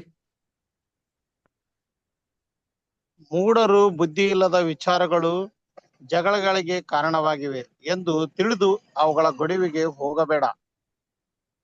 ಕರ್ತನ ದಾಸನು ಜಗಳವಾಡದೆ ಎಲ್ಲರ ವಿಷಯದಲ್ಲಿ ಸಾಧುವು, ಬೋಧಿಸುವುದರಲ್ಲಿ ಪ್ರವೀಣನು, ಕೇಡನ್ನು ಸಹಿಸಿಕೊಳ್ಳುವವನು, ಎದುರಿಸುವವರನ್ನು ನಿಧಾನದಿಂದ ತಿದ್ದುವವನು ಆಗಿರಬೇಕು. ನೋಡ್ರ, ಒಂದು ವೇಳೆ ದೇವರು ಆ ಎದುರಿಸುವವರ ಮನಸ್ಸನ್ನು ತನ್ನ ಕಡೆಗೆ ತಿರುಗಿಸಿ ಸತ್ಯದ ಜ್ಞಾನವನ್ನು ಅವರಿಗೆ ಕೊಟ್ಟಾನು. ನೋಡ್ರ ಏನ್ ಹೇಳ್ತಾರೆ ಅಂತಂದ್ರೆ, ಬ್ಯಾಡದಿರಂತ ಒಂದು ಫೂಲಿಶ್ ಆರ್ಗ್ಯುಮೆಂಟು, ಬ್ಯಾಡದಿರಂತ ಅನ್ನೆಸೆಸರಿ ಕ್ವಶನ್ಸ್ ಎಲ್ಲ ಕೇಳ್ತಾರಲ್ಲ, ಇಂಥವ್ರಿಂದ ಆದಷ್ಟು ಏನಾಗಿರ್ಬೇಕಂತೆ, ದೂರವಾಗಿ. ನೋಡಿ, ಇವಾಗ ಪ್ರಶ್ನೆನ ಆಸಕ್ತಿಯಿಂದ ಕ್ಯೂರಿಯಾಸಿಟಿಯಿಂದ ಕೇಳಿ ತಿಳ್ಕೊಂಡು ಅದ್ರ ಪ್ರಕಾರ ನಡ್ಕೊಂಬಂತ ಕೇಳೋದೇನ್ರಿ ಒಂಥರ ಪ್ರಶ್ನೆ, ಅದೊಂಥರ ರೀ. ಇನ್ನೊಂದು ಕ್ಯಾಟಗರಿ ಹೆಂಗಿರ್ತಾರೆ, ಸುಮ್ಮನೆ ಬೇಕು ಅಂತ ವಾದಿಸಂತವ್ರು, ಅದರ ಇಂಥವ್ರ ಸವಾಸ ಆದಷ್ಟು ದೂರ ಇಟ್ಬಿಡ್ಬೇಕು ಅಂತ ಹೇಳ್ತಾರೆ. ಆಮೇಲೆ ಏನ್ ಮಾಡ್ಬೇಕಂತೆ, ತಿದ್ದೋರ್ನ ತಿದ್ಬೇಕಂತೆ ನೋಡ್ರಿ ಅಂತೀನಿ. ಅದ್ರ ಸಭಾಧ್ಯಕ್ಷನು, ಅಯ್ಯೋ ನಮ್ಗೆ ಯಾಕಪ್ಪ ಸವಾಸ, ಇವ್ರಿಗೆ ತಿದ್ದಕ್ ಹೋದ್ರೆ ನಮ್ಗೆಲ್ಲ ಓಟ್ ಬೀಳೋದು ಅಂತ ಅಂದ್ಬಿಟ್ಟು ತಿದ್ರೆ ಇದ್ ಬಿಡ್ಬಾರ್ದು ಅಂತ ಹೇಳ್ತಾರೆ. ಅವಾಗ ಮಾಡಿದ್ರೆ ಏನಾಗ್ಬಿಡ್ತಾರೆ ಗೊತ್ತಾ, ಏಲಿ ತರ ಆಗ್ಬಿಡ್ತೀರಿ. ಏಲಿ ಗೊತ್ತಾ? ಏಲಿ ಯಾರ್ರಿ? ಆಲಯದಲ್ಲಿ ಏನಾಗಿದ್ದ ಅವನು? ಯಾಜಕನಾಗಿದ್ದ. ಅವ್ರ ಮಕ್ಳು ಏನ್ ಮಾಡ್ತಾ ಇದ್ರು ಸಭೆಯಲ್ಲಿ? ಅವ್ರ ಮಕ್ಳು ಸಭೆಯಲ್ಲಿ ಏನ್ ಮಾಡ್ತಾ ಇದ್ರು? ಆಲಯದಲ್ಲಿ ಏನ್ ಮಾಡ್ತಾ ಇದ್ರು? ಕಾರ್ಯಕ್ರಮ ಮಾಡ್ತಾ ಇದ್ರು. ವ್ಯಭಿಚಾರ ಮಾಡ್ತಾ ಇದ್ರು. ಎಂಥ ಧೈರ್ಯ ನೋಡ್ರಿ ಇತ್ರಿ. ಆಲಯದಲ್ಲೇ ವ್ಯಭಿಚಾರ ಮಾಡ್ತಾರ ಅವ್ನು ಎಂಥ ಧೈರ್ಯ ಇರ್ಬೇಕು ಅವನಿಗೆ. ಆಮೇಲೆ ಅಲ್ಲಿ ದೇವ್ರು ಕೊಡೋಂಥ ಬಲಿಗಳ ಮಾಂಸಗಳನ್ನ ಎತ್ಕೊಂಡು ಇವರೇ ತಿನ್ನಾಕ್ತಾ ಇದ್ರಂತೆ. ಇದೆಲ್ಲ ಗೊತ್ತಿದ್ದು ಏಲಿ ಏನ್ ಮಾಡ್ಲಿಲ್ವಂತೆ, ಏನು ಎಚ್ಚರಿಸ್ಲಿಲ್ವಂತೆ. ಅಯ್ಯೋ ಮಕ್ಳು ಬಿಟ್ಬಿಡು ಪಾಪ ಪಾಪ ಅಂತ. ಅದರ ದೇವ್ರು ಏನ್ ಮಾಡಿದ್ರು, ದೇವ್ರು ನೋಡಿದ್ರು, ಸ್ಯಾಮ್ಯಲ್ ಮುಖಾಂತರ ಮಾತಾಡಿದ್ರು. ಒಂದಿನ ಏನ್ ಮಾಡ್ದಂತೆ, ಅದರ ಅವನ ಕತ್ತನೆ ಮುರಿದಾಕ್ಬಿಟ್ರು ಅಂತ ಹೇಳ್ತಾರೆ. ಅದಕ್ಕೆ ನೋಡ್ಬೇಕಾದ್ರೆ ಎಷ್ಟೇ ಸಭೆಯಲ್ಲಿ ಸೇವೆ ಮಾಡಿರ್ಬೋದು, ಎಷ್ಟೇ ದೊಡ್ಡ ಅಧಿಕಾರದಲ್ಲಿರ್ಬೋದು, ಎಷ್ಟೇ ವಯಸ್ಸಾಗಿರ್ಬೋದು, ಸಭೆನ ಗಂಭೀರತೆಯಿಂದ ದೇವ್ರ ಇಷ್ಟಾನುಸಾರವಾಗಿ ನಡೆಸಿಲ್ಲ ಅಂತಂದ್ರೆ ಅದು ದೇವ್ರು ಇಷ್ಟಪಡದೇ ಇರೋಂಥದ್ದು. ಅದಕ್ಕೆ ತಿದ್ದೋರ್ನ ಏನ್ ಮಾಡ್ಬೇಕಂತೆ, ತಿದ್ಬೇಕು. ಹೇಗೆ ತಿದ್ಬೇಕು? ಸಮಾಧಾನದಿಂದ ಜ್ಞಾನವಾಗಿ ಏನ್ ಮಾಡ್ಬೇಕು, ತಿದ್ದೋರಾಗಿರ್ಬೇಕು. ಜಗಳ ಮಾಡೋದಲ್ಲ, ಫೈಟಿಂಗ್ ಮಾಡೋದಲ್ಲ ರೀ. ಹೇಳೋದನ್ನ ಹೇಳ್ಬೇಕು. ಕೇಳೋಂಥ ಕಿವಿ ಇದ್ರೆ ಕೇಳ್ತಾರೆ, ಕೇಳೋಂಥ ಕಿವಿ ಇಲ್ವಾ ಸಮಾಧಾನ ಬಿಟ್ಬಿಡೋದು ಒಳ್ಳೇದ್ರಿ. ಇವಾಗ ಎಲೀಷಾ ನಾಮಾನು ಕುಷ್ಠರೋಗ ಇರ್ತದೆ. ಸೀದಾ ಏನ್ ಮಾಡ್ತಾನೆ, ಇಸ್ರೇಲಿಗೆ ಬರ್ತಾನೆ. ಏನ್ ಮಾಡ್ತಾನೆ, ಇದು ನೋಡ್ತಾನೆ. ಅವ್ನ ಎಕ್ಸ್ಪೆಕ್ಟೇಷನ್ಸ್ ಏನು, ಸೂಪರ್ ಆಗಿ ಆಗ್ಬಿಡ್ತಾರೆ, ಕೆಲಸಗಳಾಗ್ಬಿಡ್ತಾರೆ, ಪಡಪಡ ಅಂತ ಕೆಲಸ ಮುಗಿಸ್ಕೊಂಡು ಹೋಗ್ಬಿಡ್ಬೋದು ಅಂತಂದ್ಬಿಟ್ಟು. ಆದ್ರೆ ಅವ್ನ ಎದುರು ನೋಡತ್ತಾರೆ, ಯಾವುದೂ ಆಗ್ಲಿಲ್ಲ. ರಾಜ ಏನ್ ಮಾಡ್ತಾನೆ, ಸೀದಾ ಎಲೀಷನ್ ಮನೆಗೆ ಹೋಗಪ್ಪ ಅಂತ ಹೇಳ್ತಾನೆ. ಎಲೀಷನ್ ಮನೆಗೆ ಬಂದ ತಕ್ಷಣ ಎಲೀಷಾ ಆಚ್ಕೊಂಡು ಬರಲ್ಲ, ಸೀದಾ ಹೋಗ್ಬಿಟ್ಟು ಯೋರ್ದನ್ 7 ಸತಿ ಮುಳುಗು ಅಂತ ಕೋಪ ಬಿಡ್ತಾರೆ. ರೈಟ್ ಆಗ್ಬಿಟ್ಟವ್ನೆ, ಇವ್ನ ಮತ್ ನಾನು ಕೇಳ್ಬೇಕಾ, ನಾನೇ ಯಾಕೆ ಹಿಂಗೆ ಕೇಳ್ಬೇಕು, ನನ್ನ ಕಾಯಿಲೆ ವಾಸಿ ಮಾಡಕ್ ಗೊತ್ತಿಲ್ವಾ, ನಾನೇ ಯಾಕೆ ಇದು ಮಾಡ್ಬೇಕು, ನಾನು ಹೋಗ್ತೀನಿ ಬಿಡು ಅಂತಬಿಟ್ಟು ಹೋಯ್ತಾ ಇರ್ತಾನೆ. ಫುಲ್ ಟೆನ್ಷನ್ ಆಗ್ಬಿಟ್ಟ. ಅದರ ಆಮೇಲೆ ಅವ್ರ ಜೊತೆಗಿರೋ ಸೇವಕರು ಹೇಳ್ತಾರೆ, ಸರ್ ಅವ್ರು ಹೇಳೋದಲ್ಲಿ ಏನು ತಪ್ಪಿದೆ ಸರ್, ಸ್ವಲ್ಪ ಸಮಾಧಾನ ಥಿಂಕ್ ಮಾಡಿ. ನೀವು ಏನೋ ದೊಡ್ಡ ದೊಡ್ಡ ಕೆಲಸಗಳಿದ್ರೆ ಮಾಡ್ತಾ ಇದ್ರು ಇಲ್ವಾ? ಸಿಂಪಲ್ ಆಗಿರೋ ಒಂದು ಕೆಲಸ ಹೇಳೋರು. ಏನು ಹೇಳಿದ್ರು ಸರ್? ಯೋರ್ದನ್ ನದಿನ ಮುಳುಗಿ ಸರ್ ಮುಳುಗಿ ಒಂದು ಟ್ರೈ ಮಾಡ್ಬಿಡಿ ಸರ್. ಆದ್ರೆ ಆಯ್ತು, ಇಲ್ಲ ಹೋಗೋಣ ಮನೆಗೆ ನಡೀರಿ ಅಂತ ಏನು ಮಾಡ್ತಾನೆ, ಒಂದು ಅಟೆಂಡ್ ಮಾಡ್ತಾನೆ. ಅವ್ನು ಏನು ಮಾಡ್ತಾನೆ ಅವಾಗ, ಸ್ವಲ್ಪ ಸಮಾಧಾನ. ಹೌದಲ್ವಾ, ಏನು ರಾಂಗ್ ಇದೆ? ಕೊಟ್ಟಂತ ಇನ್ಸ್ಟ್ರಕ್ಷನ್ಸ್ ಅಲ್ಲಿ ಏನಪ್ಪ ತಪ್ಪಿದೆ? ಟ್ರೈ ಮಾಡಿ ನೋಡೋಣ, ಫೇತಲ್ಲಿ ಟ್ರೈ ಮಾಡಿ ನೋಡೋಣ ಅಂತ ಟ್ರೈ ಮಾಡಿ ನೋಡಿದ ತಕ್ಷಣ ಸಕ್ಸಸ್ ಆಯ್ತು ನೋಡಿರ್ತೀನಿ ಅಲ್ವರ. ಅದಕ್ಕೆ ನೋಡ್ಬೇಕಾರೆ ಏನ್ರಿ, ಅಲ್ಲಿ ಎಲೀಷಾ ಬಂದ್ಬಿಟ್ಟು ಮುಖದಾಕ್ಷಣೆ ಮಾಡ್ಲಿಲ್ಲ ರೀ. ಅದರ ಎಲೀಷನ್ಗೆ ಗೊತ್ತಿರ್ಲಿಲ್ವಾ? ಎಲೀಷನ್ಗೆ ಎಲ್ಲ ಗೊತ್ತ್ರಿ ಅಲ್ವರ. ಎಲೀಷಾ ಎಂಥ ಪ್ರವಾದಿ ಅಂತಂದ್ರೆ ಏನ್ರಿ, ಯಾವ ಕೋಣೆಯಲ್ಲಿ ಯಾರಿದ್ದಾನೆ, ಅದರ ಯಾವ ಕೋಣೆಯಲ್ಲಿ ಏನಾಗ್ತದೆ ಅಂತ ಅಂದ್ಬಿಟ್ಟು ಎಲೀಷನ್ಗೆ ಏನಾಗ್ತದೆ ಫಸ್ಟೇ ಗೊತ್ತಿತ್ತು. ಬೈಬಲ್ ಹೇಳ್ತಾರಲ್ಲ, ನಮ್ಮಲ್ಲೊಬ್ಬ ಪ್ರವಾದಿ ಇದ್ದಾನೆ, ನಮ್ಮ ಕೋಣೆಯಲ್ಲಿ ಮಾತಾಡೋದು ಕಿವಿಲಿ ಕೇಳಿಸ್ತಾನೆ ಅಂತ ಹೇಳ್ತಾರೆ. ಬೈಬಲ್ ಐತಲ್ಲ, ವಾಕ್ಯ ಇದಲ್ವಾ? ಎಲಿಯನ್ ಬಗ್ಗೆ ಹೇಳ್ತಾರೆ ಅಲ್ವರ. ಮಿಕಾಯ ಅವನ ಬಗ್ಗೆ ಕರಿಬೇಕಾರೆ ಹೇಳ್ತಾರಲ್ಲ, ಸುಳ್ಳು ಪ್ರವಾದಿಗಳನ್ನ ಕರೆಸ್ಬೇಕಾರೆ ಎಲ್ಲ ನಾಲ್ಗೆಲ್ಲ ಸುಳ್ಳು ಆತ್ಮಗಳು ನಿಂತಿತ್ತು ಅಂತ ಹೇಳ್ತಾರಲ್ಲ. ಅವಾಗಲ್ಲಿ ಏನಂತ ನೋಡ್ತೀರಿ ಸರ್, ನಾವು ಸೀಕ್ರೆಟ್ ಅಲ್ಲಿ ಮಾತಾಡೋದು ಅವ್ನು ಕೇಳಿಸ್ತಾನೆ ಅಂದ್ಬಿಟ್ಟು. ದೇವ್ರು ಆ ಕಾಲದಲ್ಲಿ ಮೊಬೈಲ್ ಕಮ್ಯುನಿಕೇಶನ್ ಇಟ್ಬಿಟ್ಟಿದ್ರು, ವೈರ್ಲೆಸ್ ಲೈವ್ ಸ್ಪೀಚ್. ಅವ್ನು ಮಾತಾಡೋದೆಲ್ಲ ಯಾರು ಕಿವಿಗೆ ಬಿಡೋದು ಅಂದ್ರೆ ದೇವರ ಪ್ರವಾದಿಗಳಿಗೆಲ್ಲ ಗೊತ್ತಿದ್ರು ಸರಿ, ಅವನೆಷ್ಟು ಸಂಪತ್ತು ತಂದವನು, ಎಷ್ಟು ಆಸ್ತಿ ತಂದವನು, ಏನು ದುಡ್ಡಿದೆ, ಏನು ಚಿನ್ನ ಇದೆ, ಬೆಳ್ಳಿ ಇದೆ. ಅಲ್ಲಿ ದೇವ್ರ ಮಕ್ಕಳಿಗೆ ಆಹಾರ ಕೂಡ ಇರ್ತಾರಲ್ಲ. ಬೈಬಲ್ ತುಂಬಾ ಇದೆ ವಾಕ್ಯಗಳಲ್ಲಿ ಓದಿದ್ರೆ. ಅದರ ಸ್ಕೂಲ್ ಆಫ್ ಪ್ರೊಫೆಟ್ಸ್ ಅಂತ ಹೇಳ್ತಾರೆ. ಪ್ರವಾದಿಗಳ ಮಂಡಳಿ ಇತ್ತು, ಅವ್ರಿಗೆ ಊಟ ಕೂಡ ಸಿಗ್ತಾ ಇರಲಿಲ್ಲ ಎಷ್ಟೋ ಹೊತ್ತು. ಚಿಕ್ಕದಾಗಿರೋ ಕೋಣೆಯಲ್ಲಿ ಎಷ್ಟೋ ಜನ ಏನಾಗಿದ್ರು, ಅಲ್ಲಿ ಮಕ್ಕಳುಗಳೆಲ್ಲ ಸೇರ್ತಾ ಇದ್ರು. ಎಲೀಷಾ ಒಂದೊತ್ತು ಸ್ವಲ್ಪ ಥಿಂಕ್ ಮಾಡ್ಬೇಕಾಯ್ತು, ದುಡ್ಡು ಬರ್ತದೆ, ಅದರ ದ್ರವ್ಯಾಶೆ ಇಲ್ಲದವನಾಗಿರ್ಬೇಕು. ದುಡ್ಡು ಮೇಲೆ ಅವ್ನ ಮನ್ಸು ಹೋಗಿಲ್ಲ. ಆಗ ದುಡ್ಡು ಒಂದು ಸೇರಿಸ್ಕೊಂಡ ಅಂತಂದ್ರೆ ಪಕ್ಷಪಾತಿ ಆಗ್ಬಿಡ್ತೀನಿ ನೋಡ್ತೀನಿ ಅಲ್ವರ. ಅದಕ್ಕೆ ಅವನು ಕೇರೆ ಮಾಡಲಿಲ್ಲ ಅಂತ ನೋಡ್ತೀನಿ ಅಲ್ವರ. ಅದಕ್ಕೆ ರಾಜ ಆದ್ರೆ ಏನೋ, ಸೈನಿಕನಾದ್ರೆ ಏನಂತೆ ಅಲ್ವರ. ದೇವ್ರ ಮಕ್ಳಿಗೆ ದೇವ್ರು ಹೇಳದ್ನ ಹೇಳ್ತೀರಿ, ಏನ್ ಮಾಡ್ಬೇಕು, ಕೇಳಬೇಕು ಅಂದ್ಬಿಟ್ಟು ಅಲ್ವರ. ಅದಕ್ಕೆ ನೋಡ್ತೀನಿ ಸಮಾಜನ ತಿದ್ದೋರಾಗಿದ್ರು ಅಂತ ಹೇಳ್ತಾರೆ ಅಲ್ವರ. ಆಮೇಲೆ ಯಾರು ಪ್ರಶ್ನೆ ಕೇಳಿದ್ರೆ ಪ್ರಶ್ನೆನ ಏನ್ ಮಾಡ್ಬೇಕಂತೆ, ಅದನ್ನ ಉತ್ತರ ಕೊಡೋನಾಗಿರ್ಬೇಕು ಅಂತ ಹೇಳ್ತಾರೆ ಅಲ್ವರ. ಇನ್ನೊಂದ್ ಕಡೆ ವಾಕ್ಯ ಬರ್ತದೆ, ಒಂದು ನಿಮಿಷ ನಿಂತೀನಿ.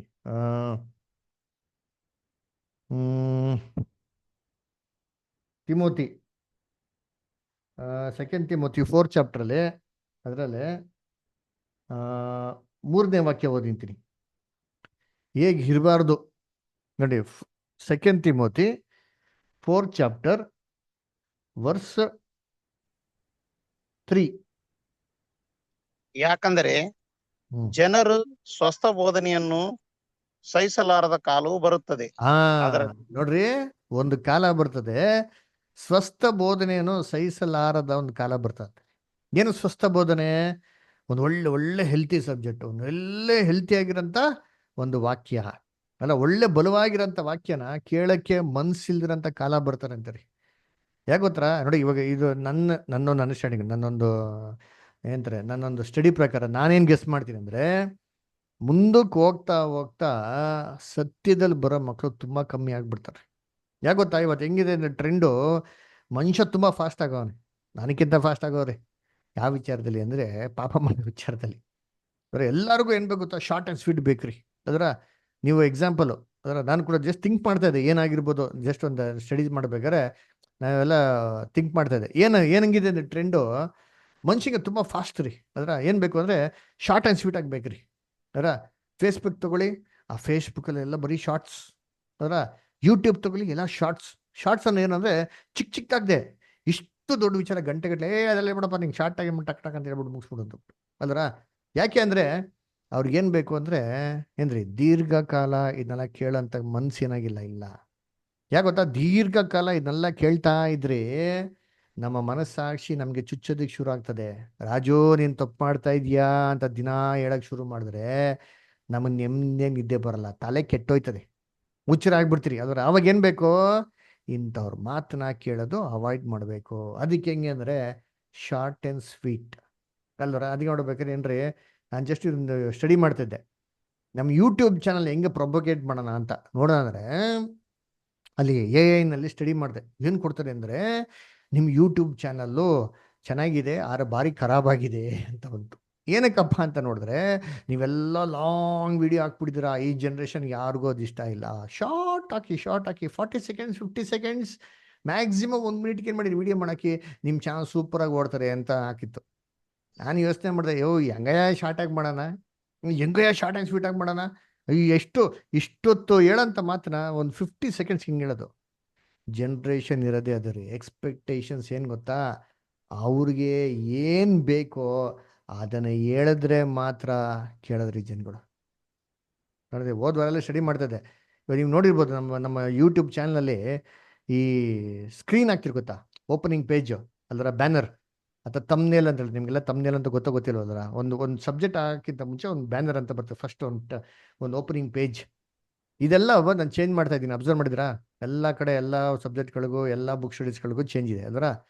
ಇದೇನಕ್ಕಪ್ಪ ಅಂದರೆ ಒಂದು ಟ್ರೆಂಡ್ ಇದೆ ಅಂತೆ. ಏನು ಟ್ರೆಂಡ್ ಅಂತಂದರೆ, ಜನಗಳಿಗೆ ಸ್ಟಾರ್ಟಿಂಗ್ ಎತ್ತಿದ ತಕ್ಷಣ ನಿಮ್ಮ ಯೂಟ್ಯೂಬ್ ಚಾನಲ್ಗೆ ಫೇಸ್ಬುಕ್ಕಲ್ಲಿ 5 ಸೆಕೆಂಡ್ಸಲ್ಲಿ ಮನುಷ್ಯ ಅನಲೈಸ್ ಮಾಡಿಬಿಡ್ತಾರಂತೆ. ಆ ಅನಲೈಸ್ ಮಾಡಿ ಅವ್ನಿಗೆ ಇಷ್ಟ ಆದರೆ ಮಾತ್ರ ಏನು ಮಾಡೋದಂತೆ, ಅವ್ನು ಕ್ಲಿಕ್ ಮಾಡಿ ಮುಂದಕ್ಕೆ ಹೋಗೋದಂತೆ. ಸೊ ಅದಕ್ಕೆ ನಮ್ಮದು ಒಂದು ಪೋಸ್ಟರ್ ಏನಿದೆಯೋ, ಒಂದು ಇಮೇಜ್ ಏನಿದೆಯೋ ತುಂಬ ಅಟ್ರಾಕ್ಟಿವ್ ಆಗಿರಬೇಕು. ಆ ಇಮೇಜ್ ಅಂತ ಟೈಟ್ಲು ಕ್ಲೀನಾಗಿ ಡಿಸ್ಕ್ರಿಪ್ಷನ್ ಕೊಡೋದಾಗಿರ್ಬೇಕಂತೆ. ಇದು ಏನಕ್ಕಪ್ಪ ಹೇಳ್ತೀನಿ ಅಂದರೆ, ಏನ್ರಿ ಇವಾಗ ನೀವು ಇನ್ನೊಂದು ಅಬ್ಸರ್ವ್ ಮಾಡ್ತಾ ಇರ್ಬೋದು, ನಾವು ಯೂಟ್ಯೂಬಲ್ಲಿ ಕೆಲವೊಂದು ಟೈಟ್ಲ್ಸ್ ಎಲ್ಲ ಚೇಂಜ್ ಮಾಡ್ತಾ ಇದ್ರಿ, ಹಳೆ ಥರ ಎಲ್ಲ ಫುಲ್ ಡೀಟೇಲಾಗೆಲ್ಲ ಆಗ್ತಾಯಿಲ್ಲ. ಯಾಕೆ ಅಂತಂದರೆ ಟ್ರೆಂಡದು.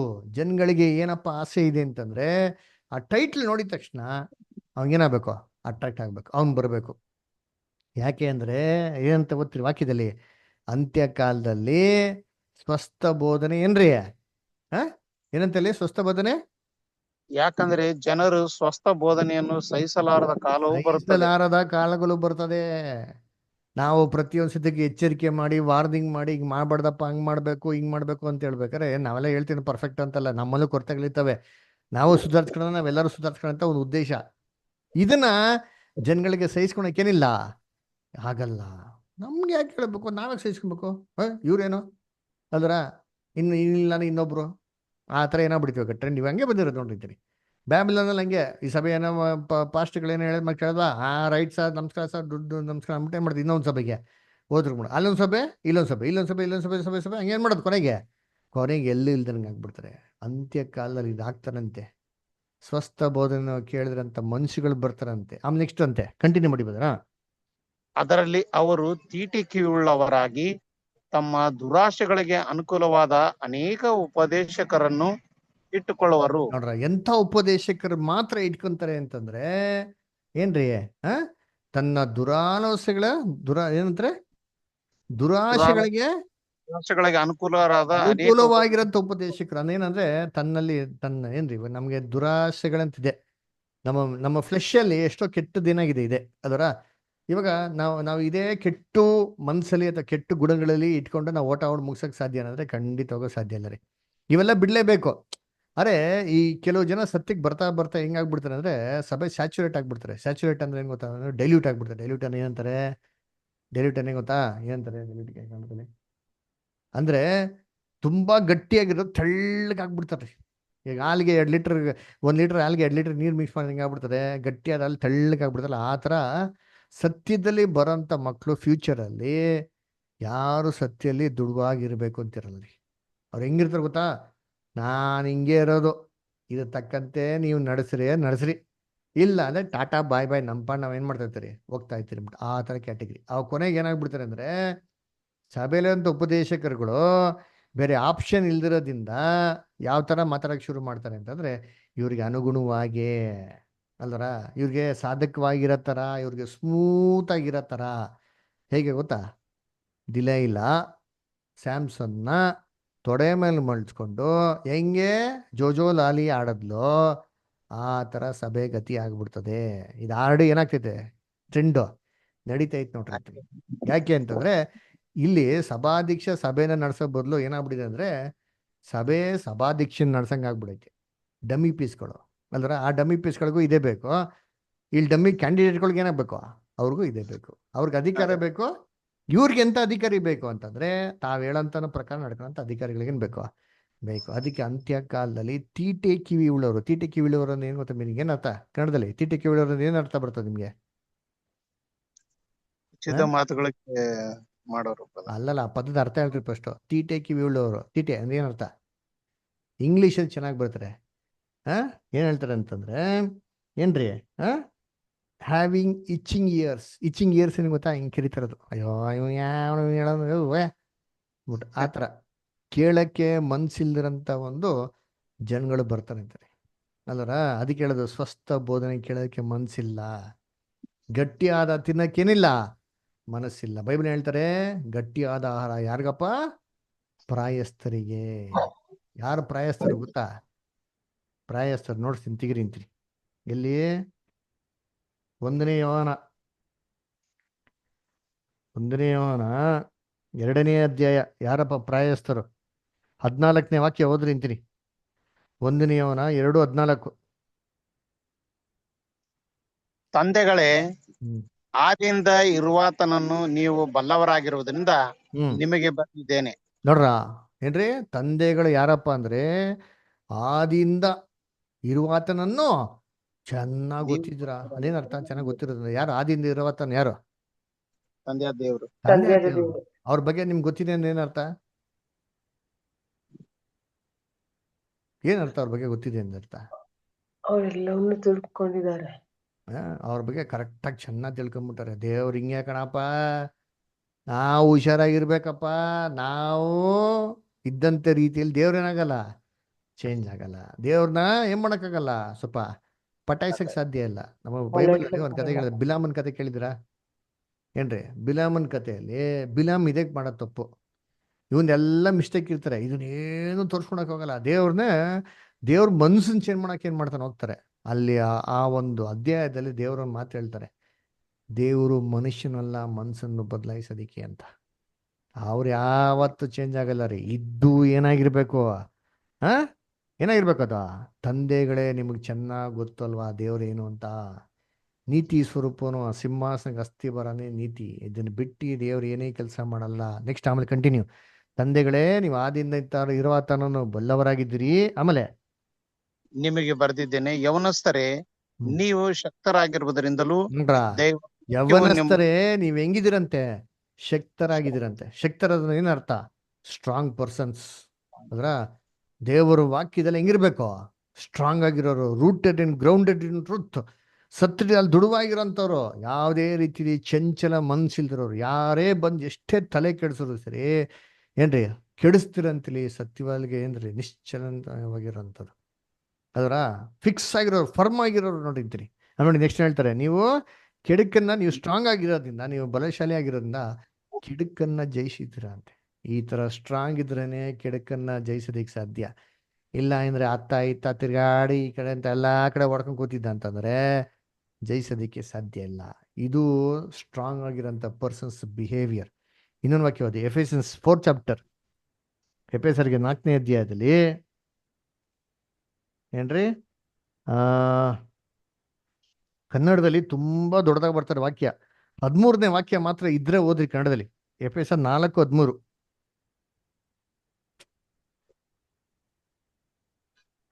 ನಾವೆಲ್ಲರೂ ನಂಬಿಕೆಯಿಂದಲೂ ದೇವಕುಮಾರನ ವಿಷಯವಾದ ಜ್ಞಾನದಿಂದಲೂ ಉಂಟಾಗುವ ಐಕ್ಯವನ್ನು ಹೊಂದಿ ಪ್ರವೀಣತೆಗೆ ಬಂದವರಾಗಿ ಕ್ರಿಸ್ತನ ಪರಿಪೂರ್ಣತೆ ಎಂಬ ಪ್ರಮಾಣವನ್ನು ಮುಟ್ಟುವ ತನಕ ದೇವ ಜನರನ್ನು ಯೋಗ್ಯ ಸ್ಥಿತಿಗೆ ತರುವ ಕೆಲಸಕ್ಕೋಸ್ಕರವೂ ನೋಡ್ರ, ದೇವ ಜನರನ್ನು ಯೋಗ್ಯ ಸ್ಥಿತಿಗೆ ತರದಿಕ್ಕೋಸ್ಕರವೂ ಸಭೆಯ ಸೇವೆಗೋಸ್ಕರವೂ ಹ್ಮ್ ಕ್ರಿಸ್ತನ ದೇಹವು ಅಭಿವೃದ್ಧಿ ಆಗೋದಕ್ಕೋಸ್ಕರವೂ ಏನ್ ಮಾಡ್ಕೊಂಡ್ಲಿ, ಕ್ರಿಸ್ತನ ದೇಹ ಅಭಿವೃದ್ಧಿ ಆಗೋದಕ್ಕೆ. ಯಾರು ಕ್ರಿಸ್ತನ ದೇಹ? ಯಾರು ಕ್ರಿಸ್ತನ ದೇಹ ಅಂದ್ರೆ ಯಾರು ಅವರು? ನಾವೇ ಬ್ರದರ್. ನಾವು ಕಾನ್ಸಿಕ್ರೇಟೆಡ್, ರಿಯಲಿ ಕಾನ್ಸಿಕ್ರೇಟೆಡ್, ಜಿನೈನ ಕಾನ್ಸಿಕ್ರೇಟ್ ಮಾಡಿರೋರು.